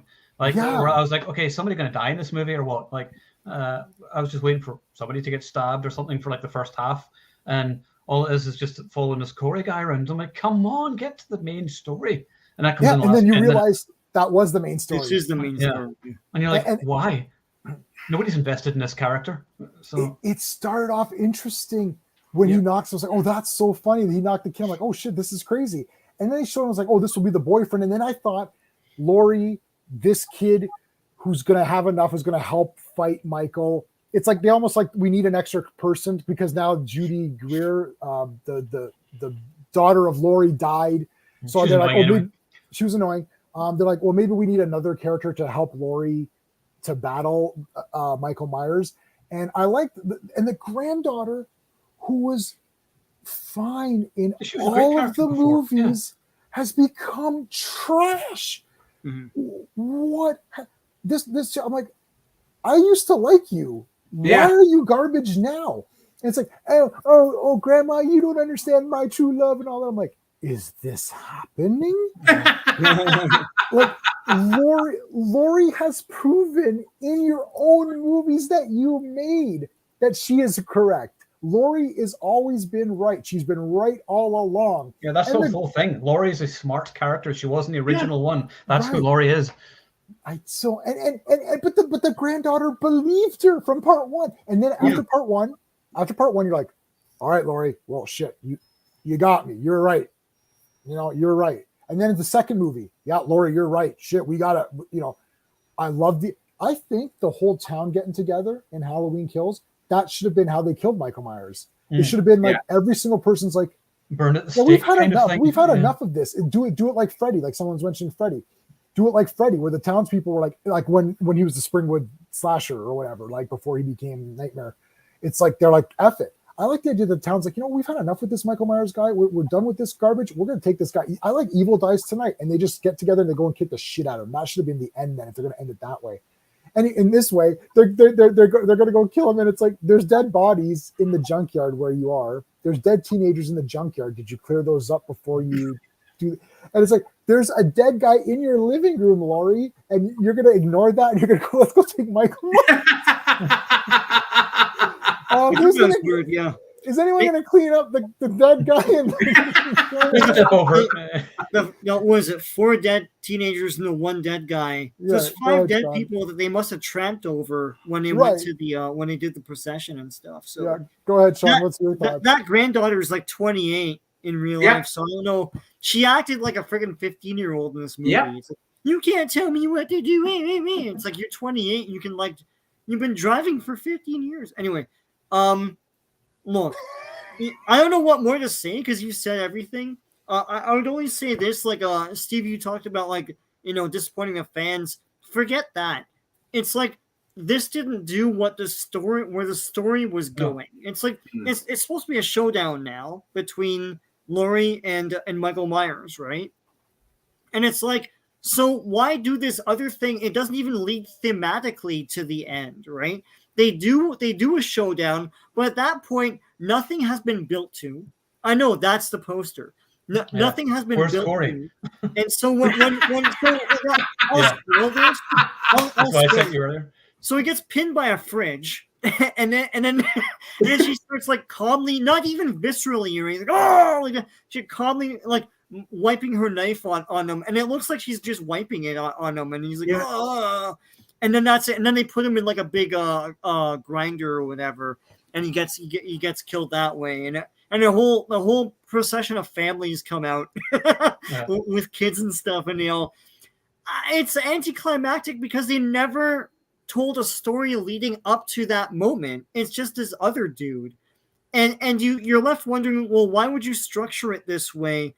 Was this always, if you had a trilogy in mind, was this always the third part of the trilogy to you? Right. That you started off with, or was it this a random guy? It's the last Jedi of the trilogy. And listen, I always say this. Yeah, forget that guy. I always say this, like always listen to marketing people. I know it sounds very corporate and very evil, but like they know what to do. They know what people want to see. So if you're seeing posters and stuff with like Michael Myers and Laurie like back to back, and even that trailer, one of the sneak peeks they showed was the showdown where Michael Myers is chasing Laurie in the house at the end. They put that as a sell for the movie because they knew that's what you wanted to see. What they didn't put was Corey walking around and doing stuff, right? And the thing is, that's what you want. And you can tell a very interesting story leading up to that moment. You can. It's like he's back and the town way overreacts. They put people in camps. They mega, like you could even tell a story like that where the government's like way overreacting to this, even though maybe they should react that way.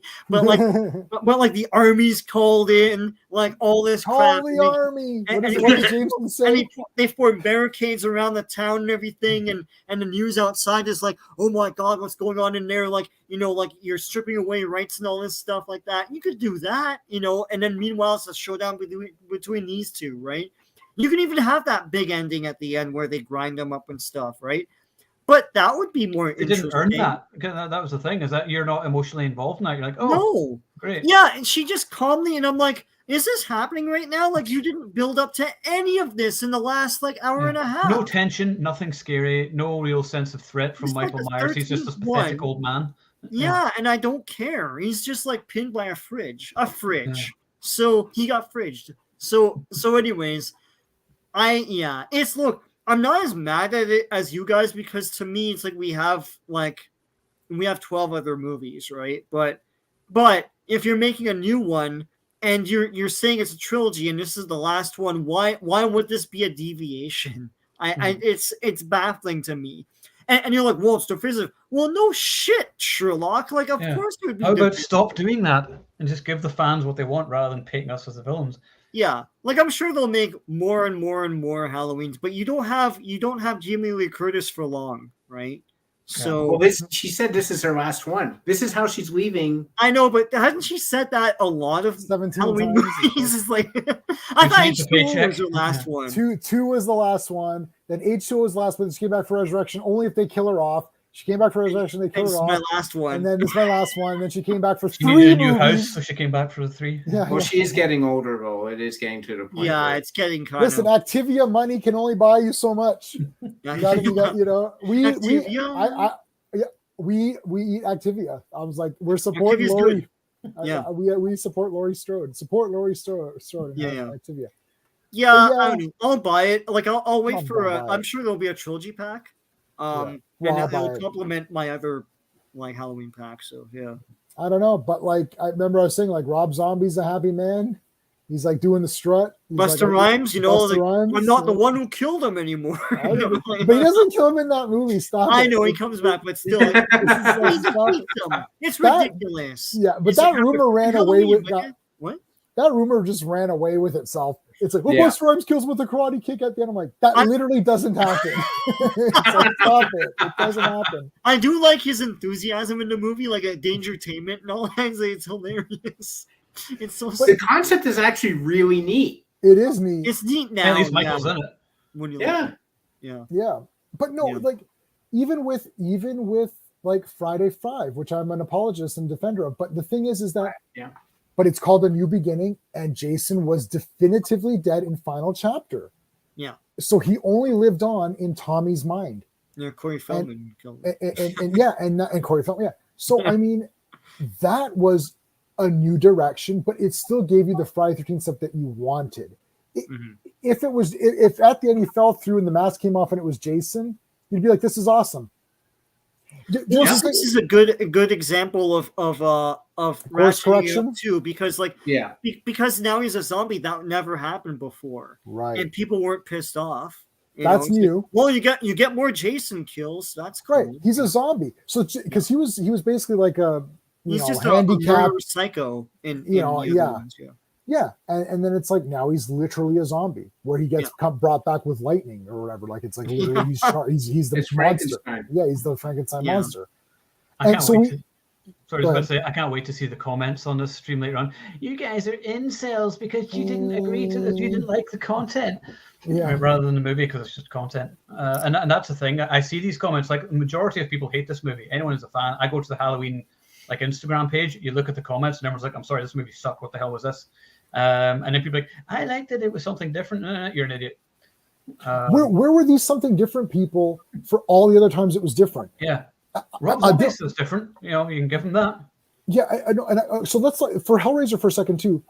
This is the whole thing. Oh, you guys get so these are the fans of this week. We have to get over it. Doug Bradley's not going to be Pinhead. If it's not Doug Bradley, it's like I'm sorry. Where were you for Judgment and Revelation? Because Doug Bradley wasn't in either of those, and I didn't see anyone defending them. All I saw was Revelation came out, and they're like, "This movie's trash. It's not Doug Bradley." That's the only review I saw. This is a Hellraiser movie we've been waiting for, really, since when? Since when? Yeah, there's like 9.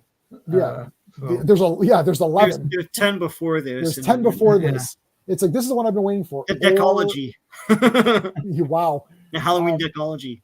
Yeah, I mean, I don't get it, and it's like these people who are all into a new movie and they're making excuses. It's like, but I didn't see, to quote Steve and I's movie that we made. It's like, where were you when I was getting my ass kicked? It's like, where were these people when everyone was complaining about Halloween 3, Curse of Michael Myers, Rob Zombie's movie? Oh, he's a homeless guy walking around. Like, well, what else is he going to do for 364 days? Did you not have like a cane mask in that one where it's like the mouth was open? It got destroyed a bit, so it was like kind of like not the mouth. It's like he's it was cane in that one. This is exposed. Oh, okay, yeah, right. Yeah. But Halloween 2 has gory kills, brutal kills. Michael Myers kills them in the mask. Like it's still Michael Myers doing the killing, and he's still in it, even though he's a homeless guy walking around. It's still about Michael Myers walking around as a homeless guy with Laurie having her mental problems. Regardless of whether you think the writing is good or bad with the characterizations, it's still Laurie and Michael doing their things. This is like, I can't believe this. I can't believe it. It's so weird. And it's like you're angry, but you're like, it's just baffling because you're like, 2018. We all thought that was pretty good. Halloween Kills, I was like, wow, this is like phenomenal. I bought the shirts for the 2018. I got that shirt. I got from Fright Rags. I got the Halloween Kills shirt. I got the Halloween track pants. I'm like, guys, I'm good to go, man. Halloween ends. This was my most anticipated movie in a long time. Yeah, long time. Forget MCU. Everyone, J-Man loves comics. Forget all of the. It's like horror movies was my first original love. Same. And I'm like, yeah. So I'm like, this is it. And like Jason, Michael, Freddy, maybe Leatherface to an extent, right? And Chucky, yeah. Chucky is still going strong. Yeah. Chucky is still going. New things. Okay, do you realize that Chucky can multiply himself and be in multiple dolls at the same time? That's a new direction. That's a super new direction. And the trade-off is he starts to lose his memories the more he divides himself. Right. Yeah. That's a cool idea. Yeah. That is so. And then there's 70. So, Owen, I don't know if did you see season 1 of Chucky? I saw half of it. Oh, because by the end, there's 70 Chuckies. Like they gave the number. There's 70 alive. Like there's 70. Like this is awesome. There's an army. There's an army. So it's like some of them do kamikaze. There's one that refused to kill. Oh, you haven't seen it. In episode 2, there's a Chucky that doesn't want to kill anybody. And they're like, why is he trying to kill us? It's like, oh my god, he's doing reconnaissance. There's Scout Chucky. He's like scouting and taking pictures and stuff. Like, this is awesome. And it's like he's reporting back. I'm like, I can't believe this is happening. It's crazy. And then what they did with Nika, who's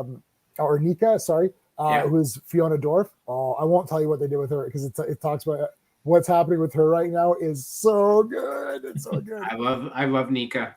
Oh my gosh, she's the best. Definitely photo op if she ever comes to any of our conventions. And she does, sometimes Chucky possesses her, right? Yeah. She does the voice. Oh, she does her She's dad's so good. voice. She's so good. Yeah. She's awesome. And you got to watch, not Restaurant at the End of the World. What's it called? Dirk Gently. You got to watch. She's in Dirk Gently's Holistic Detective Agency. I think it might still be on Netflix. She's in that. Oh my God. Best. She can't die because the universe won't allow her to die. So her character is that she wants to die, but the universe won't let her. So she literally walks up and God's going to shoot her in the face. The gun doesn't work. He's like, what the hell? And then he shoots himself. It's like, she'll walk into like, I don't remember all the examples, but she'll like walk into traffic and all the cars just avoid her. It's like, she's like, I can't die. The universe won't allow me. So like people will tie her up and something weird will happen. They'll get killed. And like the guy like gets killed. The keys fly into her hand and she'll launch. So she's like, there you go. And you're just like, this is so weird. And she's like just insane. It's an awesome show, but she's awesome in it. Anyways, but yeah, whoo. Anyone else have any? About Hellraiser and Halloween, but the new ones is that at least it keeps the franchise name alive, and then maybe youngsters or whatever will be interested and go back and check out the older, better movies. And then they'll be watching like, this isn't good for the new one. Yeah, well, they'll probably say that. Yeah, but yeah, at least it would send people back anyway to watch them. So yeah, for me, I definitely prefer the new Hellraiser to Halloween Ends, and I would happily watch that again. Whereas I have no desire to sit through Halloween Ends again. Oh no! The new Hellraiser movie. I said the guys who watched it really like Hellraiser. Yeah. They really and they kept the music that right. You're like, and it's I can't. Although Hellraiser 2 still has the best music. Opening credits theme is amazing. No, Hellbound Hellraiser 2 is a masterpiece. But they show you creation of the Cenobites. They show you the chains. It's Pinhead. It's the Cenobites. The door, like the walls break open. Leviathan is in it and all that. Leviathan. It's like there's a lot. It's the Hellraiser stuff. The Cenobites look creepy. Like they are awesome. It's just I like the leather, but I'm willing to look. If I have to trade the leather, it's like okay, I'll trade the leather, and I've got the cool Cenobites. This is like I'm trading no Michael Myers. Like I'm trading Michael Myers for Corey, who just showed up. It's like I don't. What were you thinking? The new Hellraiser movie. Cenobites actually show up in the Hellraiser. They actually show up, and the first kill is right away. Hey Jordan, how's it going, man? Jordan. First kill is like it's like 10 minutes. Right away, Hellraiser, he goes in, there's like a big orgy. Right away, Hellraiser, this new Hellraiser movie, he walks in, it's an orgy. It's basically what's the Kubrick with Eyes Wide Shut. Eyes Wide Shut. He's in the Eyes Wide Shut mansion.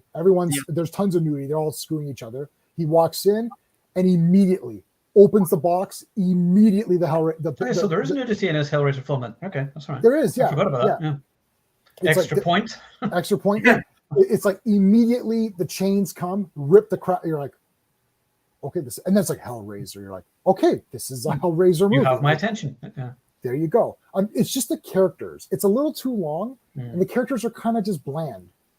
That's the only. I just wish they. But at least it doesn't wait until the last 10 minutes for the main characters to show up. That's true too. Yeah, man, this Hellraiser movie was so close, right? Like, it's just that. Like, I just wish it was 90 minutes and they just win one more pass through the script, like do a couple more, I don't know. It's trim it down a little bit. Trim it down a bit. we get the brother and sister. People you know, seem incapable of telling a story in 90 minutes now, though. Everything has to be like 2 hours, 2.5 hours. And I'm like, look, I'm in middle age. I need to pee. Okay. Yeah. 90 minutes, so I'm not getting any younger. So let's wrap this up. I got things to do. So I am a big fan of 80 to 90-minute movies. All the other Hellraiser movies are around 90 minutes. Every single one. They're all about 80 to 90 minutes. And they can tell the story, and you're emotionally engaged with the characters, whatever else. Learn to write better and tell your stories quicker. Yeah, I mean, I don't know.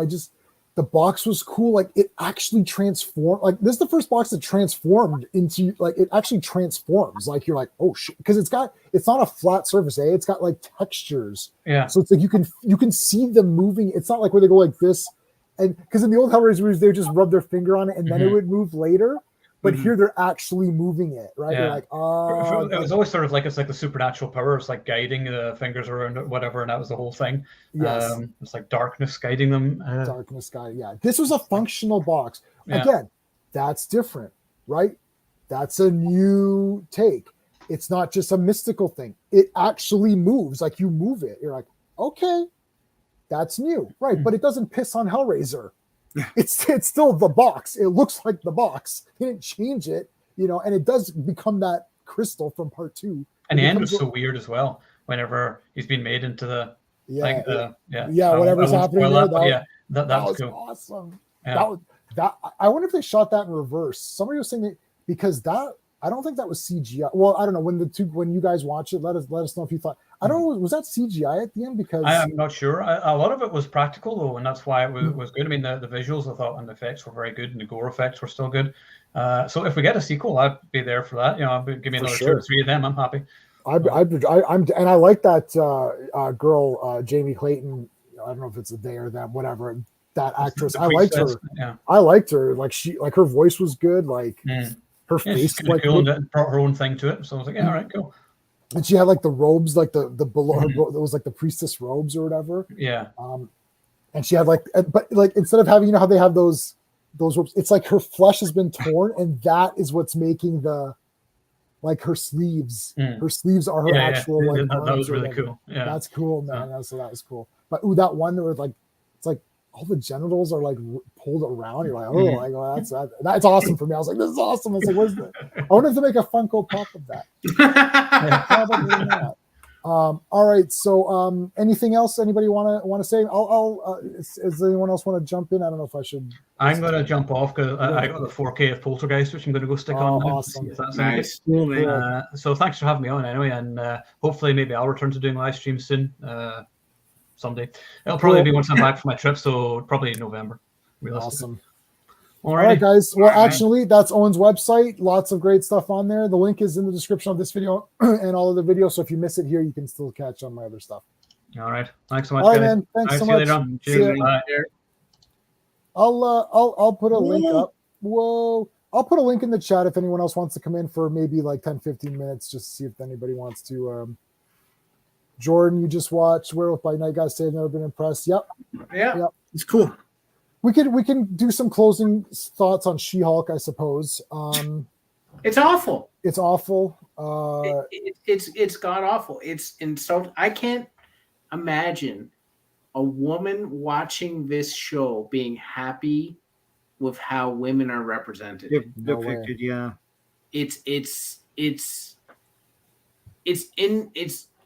I'm not even angry. I'm just baffled. I'm just like stunned that someone put this into the universe, for lack of a better expression. Yep. Every character in She-Hulk, I only saw episode 8. Every character in it was either stupid or like I hated them. Yep. I hated the designer of the costumes. I thought he was a complete waste of space. Now it's a stereotype too.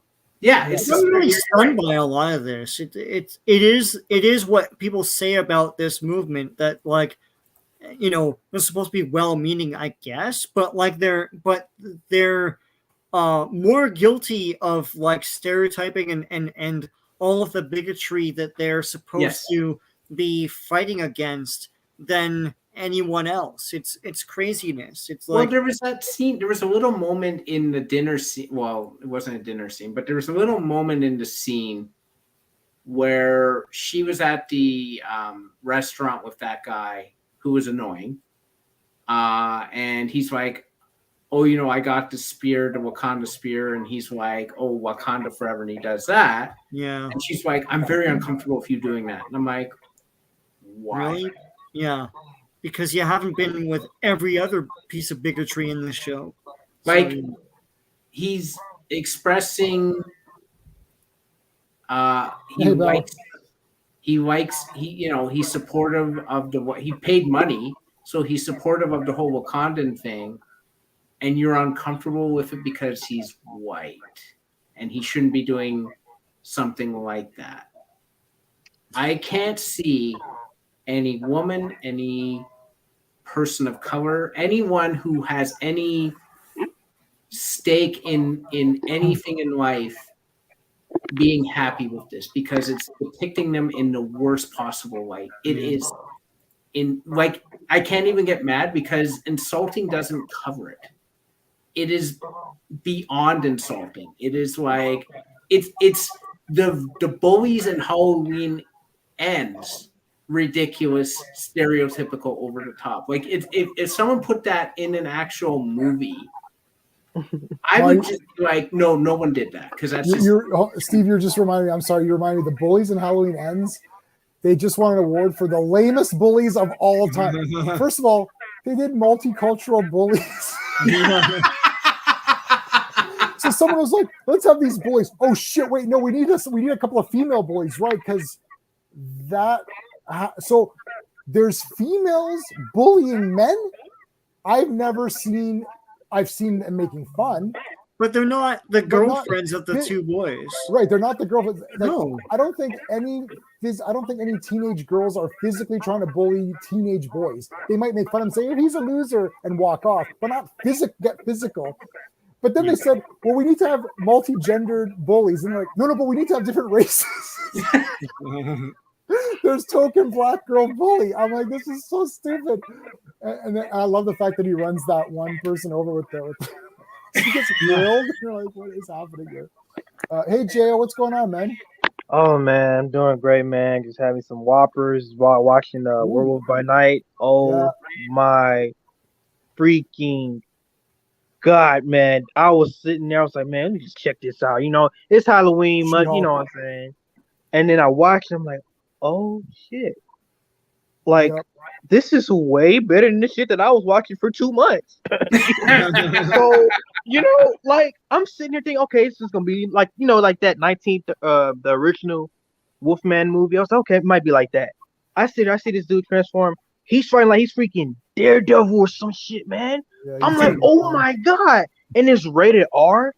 Oh, man. I was blown away, man. It was so awesome. And then you got Man Thing. Oh man, I like it. I really like it. Even that stuff. I think. See, Werewolf by Night, you're supposed to have the reaction that Jo is having, which is after you watch it, like, oh shit, yeah, man, oh that was cool. Like, yeah, that werewolf guy, he was kicking ass, right? Like, see, with well, I guess more with Sean than me, and maybe more than with Sean than Steve. You know, it's like, well, you know, is Man Thing like this, or you know what I mean? Like, it's like, and like Sean will like can maybe like nitpick a couple of things, right?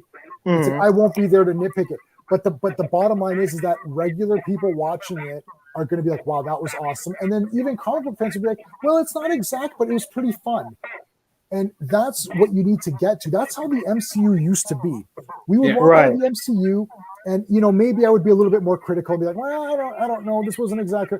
But generally, we're like, that was pretty cool, right? Like, you know, now we're walking out, it's like, this is awful, and now we're arguing about how awful. Like, we're not even arguing, is She-Hulk a bad show? We're arguing, is She-Hulk worse than Ms. Marvel? Like, this is where we're at now. We're arguing what the worst. It used to be, you know, we walked out and someone's like, oh man, I thought Infinity War was the best. Like, I don't know, I still like Avengers. No, Infinity War is better. No, Avengers is better. And you get into arguments of which one was better because you know both were awesome and you're trying to decide which one is better. Now you're trying to decide what's the worst. Like, well, Miss Marvel was boring, but She-Hulk was trash and pissed me off. No, but Moon Knight was really boring. You're like, what has happened here? We're talking about what is the worst ones, right? Like what's bad. Jo, do you have the stream on? I can hear myself. Make sure you mute. Make sure you mute me on YouTube if you had me on YouTube. Oh yeah. Yeah, sometimes it makes its own. It makes its own channel, like its own audio channel or whatever. Yeah. Yeah, that's better. This is the article. Yeah, I know. This gal is a genius. I can't. Yeah. Honestly, I just did not enjoy it. It was just a shit show. She-Hulk was not my cup of tea. and this isn't. I don't want to get. And I don't want to. I hate to say this. I'm still echoing, Jo. Mm-hmm. I'm still echoing. Yeah. On your. Turned it off. Well, now you muted yourself, but like no, he's muted himself. We were thinking that you had YouTube on elsewhere. Yeah, I'm not sure if you have to live to StreamYard. Yeah, so if you have YouTube on in a different tab and you have StreamYard, then that'll create two. I've done it myself with my own thing. Where sometimes when I'm checking to see the poll, so I've checked the poll. There's 15 votes. We are split, half and half. Like half the people like Halloween better than Hellraiser. The other half, like it's half. It's like half, 50% votes for thing, and there's a lot of people that haven't seen either, so they don't really know. But yeah, like I just don't know where we're at, and I really don't want to get into the DC stuff. But like, I mean, She-Hulk has 0. Like, I would literally give it 0. I didn't even give, and you guys know I hate Zack Snyder's Justice League. I didn't even give that 0 because that still has fights. And there's aliens, and Steppenwolf looks pretty cool. Like this She-Hulk is this is the most disastrous thing because it's a bad show anyways. This isn't this isn't like, oh, Jason doesn't, J-Man doesn't like Man of Steel. No. This is a garbage show. Is Rings of Power worse? I don't know. I didn't watch it. Rings of Power is very boring. But She-Hulk is unbelievably awful. It is one of the worst shows of any kind of quality that has some money behind it. Mm-hmm. This is the worst show that a studio has ever produced that I've ever seen. Like, I'll take Small Wonder. I'll take any of those. Like, I don't know. Jo's coming back. He's gonna. I knew it was bad. It was shocking. Like Daredevil himself, I didn't even like that. I'd like, why is it yellow and red? It's like the old costume. I didn't even like that. I'm like, why has he got yellow and red? Like, but that was a nitpick. Like, this was just like the problems with She-Hulk were astronomical. Jack Russell. Yeah. It's Jack Russell. Yeah, and it's Ted Salas, main thing. Yeah. Continue, Steve. Yeah, I was just baffled. Like, I knew going in it was going to be bad because of everything that's been said, and it looked bad. But when I watch it, I'm like, wow, this is awful. This is literally something I would expect from an 8-year-old. It is so bad. It's not even like so bad it's good. It's just bad. It's wretched. It's unwatchable. I can't imagine a single person watching this and being good with it. Yeah. With what it's saying, with how it's portraying any of the characters. I can't believe it. Yeah. I don't do this because there's a lot of people that like movies that I don't like, and there's a lot of things that I like that other people don't like. And I've never, ever said, if you like Man of Steel, you're an idiot. I've never said that. Right. But if you like She-Hulk, you're an idiot. I'm sorry. There's nothing. You have not seen anything of quality. Like, this isn't a difference of opinion. I don't like it. You like it, right? There's movies that I like that Steve doesn't like. There's movies that Steve likes that I don't like. But we've never been at a point where it's like, no, Steve, you're like mentally handicapped if you thought this was like, it's like, This is awful. If anyone likes this, I need to know why. Like a big reason why. You're still echoing, Jo. I am. Oh my Yeah. god. So do you have YouTube open or no? No, I just closed Is there it. T- Yeah. Is there a TV in the background, Jo? Yeah. What about it? Maybe the TV? I don't know. I think it might be the TV. Because it seems like when I talk, now it's Yeah. not there. Right? It's me. Yeah, it's you. It's Do you have me? headset? Do you have a headset? No. Just There you go. That's why. Yeah, it's picking up my audio on your side. That is so weird. Let me get a earphones. Yeah, I got my earphones. Yeah, you got to use. I see, like, or the way Steve has it, where he doesn't have, like, his mic isn't next to his camera. Like, this is my mic and my camera's up there, so it's not gonna.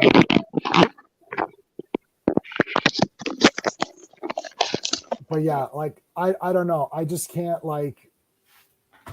I can't. Nope.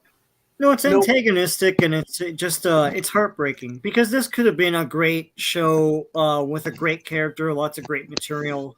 People knew what this show was in their head, and this totally didn't do that. And I don't know, like around now they would be talking about season 2 and all this. I don't. Please, dear God, don't do it, because all you did with this one was it was obvious. You just attacked. That's all the show was, and. It was insulting to every group that I guess they thought they were defending, you know. Is it good now? Yeah, that's good. All right. Now you're good. Oh man. So, like, I mean, like this costume is okay. You know, like, this is a passable She-Hulk costume. We didn't. This is from the comics. This exact costume is exact. This suit is from the comics. Yeah. Let's talk about Scar.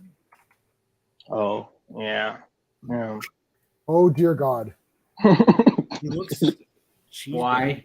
Why is Okay. his hairline like that? When I was a little kid, not a little kid, when I was like, I don't know, like a young teen, we used to like, we would, whenever we would see like a weird picture, or like, you know, when you look at your old pictures of yourself and you're like a losery kid and you're like, God, like, why? Like, my grandparents I'm Croatian, right? So my grandparents made me dress in the socks, like socks and sandals, and you're like, oh, this is bad. And then you look at old pictures. So we used to look back at old pictures and go like, so it's like, look at this. Look how stupid this is. Not that it- Like, it's like so not that it- bad. Yeah. because the people who did She-Hulk have not seen anything else in the MCU. But technically, we should not be having Scar because in Avengers Age of Ultron, him and Black Widow are talking, and she's talking about they have this sort of awkward communication about kids, and he says, I can't have kids. Oh yeah, Oh, he shit. did say that shit. Oh. Yeah, but That he's was doing it. that with human women. Like if he has sex, he'll rip up he'll destroy like the area and whatnot. That's what he was talking about, right? In the comic, he has sex with that woman as a Hulk, and I always thought that they were all superhuman, like they were all sort of like strong and stuff, right? What was your interpretation of World War? Not World War of Planet Hulk, because that's what Yeah. I thought. I thought so too, but like I never thought that would be established in the MCU that there was other Hulk people. Well, they're not. Yeah, I mean, I think this is a joke on the fans too. It's like, we did this thing, we never showed you Planet Hulk. You know, I think that's what it was. Yeah, I'm just. It's just another thing they throw in to say, "Hey, we read a comic once." I'm like, but it doesn't make any sense in the universe you created. But it's one of Having these things, Scar like, in here so doesn't next make time we sense. see Hulk, Scar is going to be there, and people that didn't watch She-Hulk, which there are a lot of, will be like, "What the hell is this?" Yeah. Yeah. First of all, he doesn't look like Scar. Second of all, No. Scar was an antagonist to Hulk. Yeah. Yeah. So why are they hanging out like father, like whatever? You put him in here just to get some cred with the comic book people. It doesn't work. Right. And you actually went against your own continuity, your own thing. because you never established that there was a Planet Hulk with other gamma irradiated females that he could do this with. Yeah. So, sure, whatever you want. You've already screwed up everything else. Why not screw this up as well? They didn't even do that in the Infinity Saga either. Like they didn't credit like the timeline or give any details on what happened, when he was gone. I was like, what the hell? This just happened out of nowhere. Like, when did this happen? You guys just threw it out there and said, oh, we read the comics and we just want to throw that in there. So there you go. Yeah. Mm-hmm. Yeah. Look, it was lazy. And you guys should be happy. No. No. I feel There's like nothing to be happy about in She-Hulk. Everyone was like this because Daredevil was going to show up. They're like, okay, Right. Charlie Cox Daredevil is at least going to be something good in this Right. Oh, Charlie Cox was ruined. We'll go look at that in a second. I was just going to show you guys. I'm trying to see like that's the sleeves are her arms. Yeah. It's like her skin. Yeah. That's cool. Did you see? And then this is outrageous. Like you're like, damn, that's her body. Yeah, it's like all her skin is opened up. This is your brain on drugs. I mean, that's awesome. And see, they have she actually has the box in her throat. Oh wow. So it's like the box. How can she talk with that? Well, her voice is all weird. The voice was pretty. The other thing is like this girl was like talking and she's like, oh, I'm so pumped up to play Pin. I'm gonna do my best. I hope everyone likes it. I'm like, well, then I will like it because at least you're coming out from positive. And there's this weird character too. Like his head's like, and Chatterer looks cool too. They're not showing Chatterer. I don't know why there's no Chatterer here. But anyways, so what we're gonna? Oh, Daredevil, yeah. Yeah, I didn't like him in the last episode. I'm just gonna say that. Yeah, what was they doing? Mustard on it. No, like the costume's neat, I guess, but I don't want it to be the costume the whole time. And I think they're talking about different costume changes in that show. Honest to God, this show broke me like She-Hulk. I won't watch that right away. Born Again. I'm gonna wait till people see it and tell me. I don't know, J-Man, if you're gonna watch it right away. Hell yeah, it's Daredevil. I'd have to. Yeah, me too. I just love Charlie Cox. But if you're like, oh, it's shit, I'm not watching that. I'm gonna lie, man. I'm gonna lie and say it's good. and what I'm gonna do is every episode, I'm like, look, I know I lied. I was. You're gonna write your own before you tell me. Like freaking Wilson Fisk does all this. I had a friend troll me. Before trolling was a thing, I got trolled when I was like 12. No, how old was I? Batman 89. So yeah, like 12. Batman 89. I had a friend troll me with Spider-Man versus Wolverine because we bought the comics and I wasn't able to get it, but he got it because I couldn't find it. And then I got it at the comic shop, at a comic show. And he was like telling me all this stuff that happened, and I'm like, that didn't happen. He would troll me. He's like, oh my god, Wolverine like chopped Spider-Man's arm off. I'm like, holy shit, what? Oh my god! And it's like none of that happened. Like, oh my gosh! I was like, and I didn't know what trolling was, but now if I ever get a time machine, I can go back in time and tell myself that's what I would do. Go back and tell myself that he's trolling you. Don't believe it. I have the ability to go back in time. This is the first thing I will correct. Right. Wow. And here you go, Daredevil doing the walk of shame in his bare feet or whatever. Yeah. In broad daylight. That's exactly what he would do. Frog Man or whatever. Leapfrog at least. Well, he is pathetic in the comics, but like. Hey, what's up, guys? It's me, Daredevil. It's Double D hanging out at JW's place. We're getting some beer. We're gonna make some sweet love, and then I'm gonna do the walk of shame. What's up? And then She-Hulk will comment about it with her trash friend. Yeah. He did the walk of shame. Oh, Fran Drescher. Yeah. There's Double D. Yeah, Fran Drescher. So let's look at what. Okay, Fran. It's on. Yeah, no. Fran Drescher versus. It is for. Oh man, this always happens with sharing. I don't know why it does this. It doesn't, after a while, it doesn't like that you've searched too much. So there's Fran Drescher, and that is the She-Hulk person. No, that's the nanny still. I know. That's the nanny. No, I know. That's the nanny. I'm saying the She-Hulk person, where this is exactly what she looks like. It's like the same. Yeah. So She-Hulk, I don't know what's the friend's name. Does anybody remember the friend's I can't name? remember, man. You never established her. Yeah, She just turns up. she does. Okay, so they got to give her a name here. She always walks into the apartment or something. I'm like, does she have a key? Like, Right, like where was your key? I was laughing like, what the hell? Well, you see, Steve, it's a sitcom. That's what they were saying. Like, it's like a sitcom, though. But it's not like a sitcom. It's not like a It really isn't. Okay, is that Fran Drescher or is that the other lady? She looks like Fran Drescher, yeah. She doesn't have her voice, but yeah. Right. Oh my God. Well, Fran Drescher hey, Suscast, what's going on, man? Oh, Nikki, there you go. Yeah, like it's like you can't tell. It's like, quick, which one is it? It's like, oh, I'm not sure.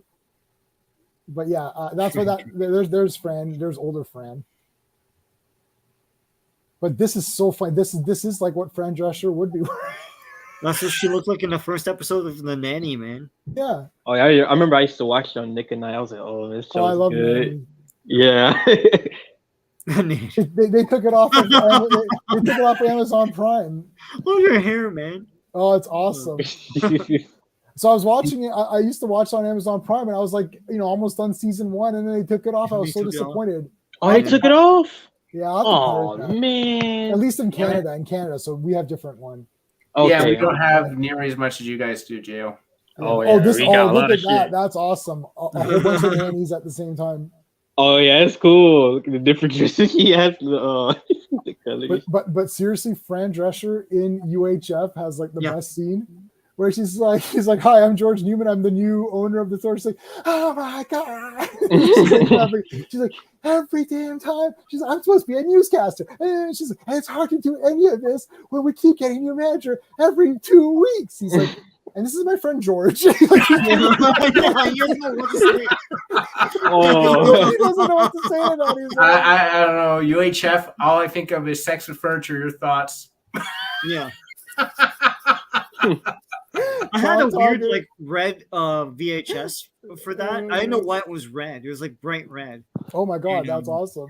Yeah, I think I still have that somewhere. But because the talk show is called Town Talk. Yeah. And he's like, "Sex with Furniture, what do you think?" And it's like some old woman, and you're like, what is this? And she's like, "Ah." She's looking at him like, what? And then the next week's episode was lesbian Nazi hookers who were abducted by aliens and forced into weight loss programs. You're like, that's a very specific topic. It was like, Nazi lesbian hookers who were abducted by space aliens and forced into weight loss programs on the next Town Talk. You're like, he has the broken nose. He has the big like Ronaldo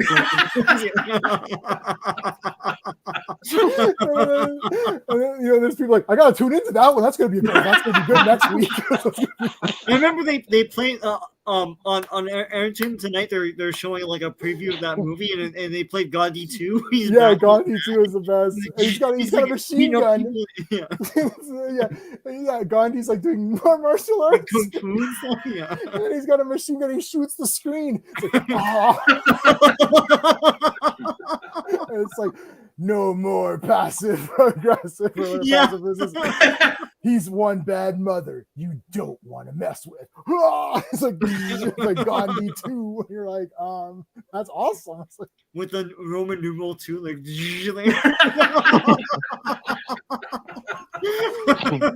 And Conan the Librarian is great. Oh too. yeah, one guy and a half. Yeah, the one guy. So it's Conan the Librarian. So he's like sitting there. Conan, this guy's like, these books are a little bit overdue, and Conan chops them in half. Then the other guy's like, I'm trying to find a book on astronomy or something. And he picks him. He's like, don't you know the Dewey Decimal System? He picks him up off his feet like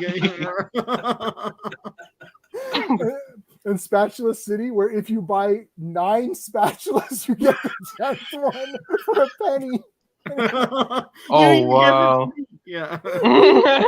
I go through spatulas. I've never owned 10 in my whole life. Right? Who the hell would? How many do you need? There's like 2. Like you got a smaller one, and then you get one for eggs. Like what else? Yeah. I remember the UHF soundtrack had that Spatula City thing for no reason, like as a track. Spatula City, Spatula City, Spatula City. Yeah. Oh, I love that movie. That's a great. We got to do man, if there's a way to do proper watch parties where you can stay on and do it, that'd be the best. That's awesome. Like the funny. You that movie. It's only like an hour and a half. It's going to take you 3 hours to watch it because you got to keep pausing it because you're laughing so much and you're like, okay, I don't want to miss anything. Yeah. But oh my god, next Halloween sequels. Joe, you're going to get the final words. Next Halloween sequels. I love Danielle Harris, man. She's going to be at Frightmare at the Falls. Oh yeah. She and Scout Taylor Compton, so the 2 girls, are going to be there. I'm thinking like they're doing photo ops, and you can do photo ops together with the 2 of them. Oh, that's cool. And I think it's like $270 or $260 for the 2 girls together. But they're also doing bloody version where they're going to be bloody. Oh, so you're gonna now that sounds cool right there, man. I would do it. They're bloody. Cool. That is cool. Just talking about it, like, oh wow, I gotta go. Yeah. Well, so you got Haley Atwell's autograph though, right? You were telling me. Oh yeah. I got the shirt right there. Oh my gosh, she was so beautiful while signing it. I just couldn't stop looking at her. But like I got the shirt right there with the pass on it where we had to get in for entry. So I'm gonna put in a what's it called? Shadow box where you get put in the display and put on my walks. Oh my god, like I keep looking at it every day. I wake up like, oh my gosh, I actually met Haley Atwell and she signed my goddamn shirt. Oh, that's awesome. I am never washing that shirt. Never. I was gonna say I'll end off with this. So it's like it'd be these 2, but bloody. Oh my gosh! Wow, so the bombshells. that'd be a good photo op. But I'm trying to see because they've got some of the. I've seen them where I typed bloody, but it didn't show up. But they've done ones before where they've been bloodied.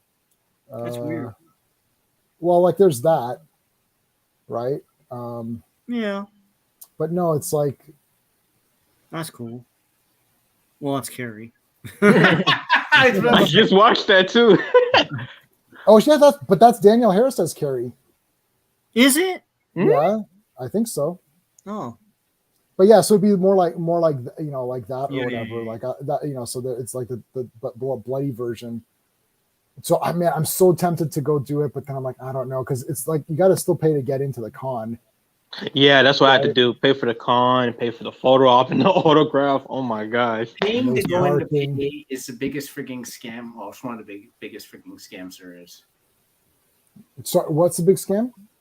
Paying to get into pay. Right. That was my first time too. I was like, what the hell? I got to pay to get in? Like, yeah, what? man. Yeah, pay to get in, pay to continue on. I was gonna say, there's the Funhouse, which is a great tagline. The tagline for the horror movie, The Funhouse, is "Pay to get in, pray to get out." Yeah, which I just love that tagline. It's so good. Based on Dean Creech. Right. Yeah. Oh, is it really? Yep. What? Funhouse. Yep. What happened? Oh, what, the goat face guy is in that book or no? Yeah. Wow. Because that movie's like it's Toby Hooper, right? Yeah. Yeah. Awesome, man. Yep, Toby Hooper. Wow. I'm gonna. They sometimes played on AMC, but yeah, that's awesome. But anyway, yeah. So I mean, I was thinking about doing that. I don't know. I might. Gosh, it's like in 2 weeks or something. I was thinking I might still want to go. They have a lot of other good people there, but it is expensive. So I'll have to think about it. And I think the photo ops might be sold out, or it's coming, or it's going to be sold out soon. So I have to think fast. But oh yeah, you have to get it early. Trust me. Got to get it early, right? And it's only 2 weeks away, so yeah, it might be sold out. But I'll think about it and see. But anyways, guys, okay, I gotta go. Next, Steven, Tuesday. Are we good for Tuesday, Steve? Or you're not sure? It should be good. Okay. My office will probably be ripped apart by then, so I might have to do it elsewhere. I might not be on camera, but Yeah, that's fine. Yeah, people do audio all the time or whatever, so that's fine. Yeah. All right, so then Tuesday, and then we're back, and then next week we're seeing Black Adam on Thursday night.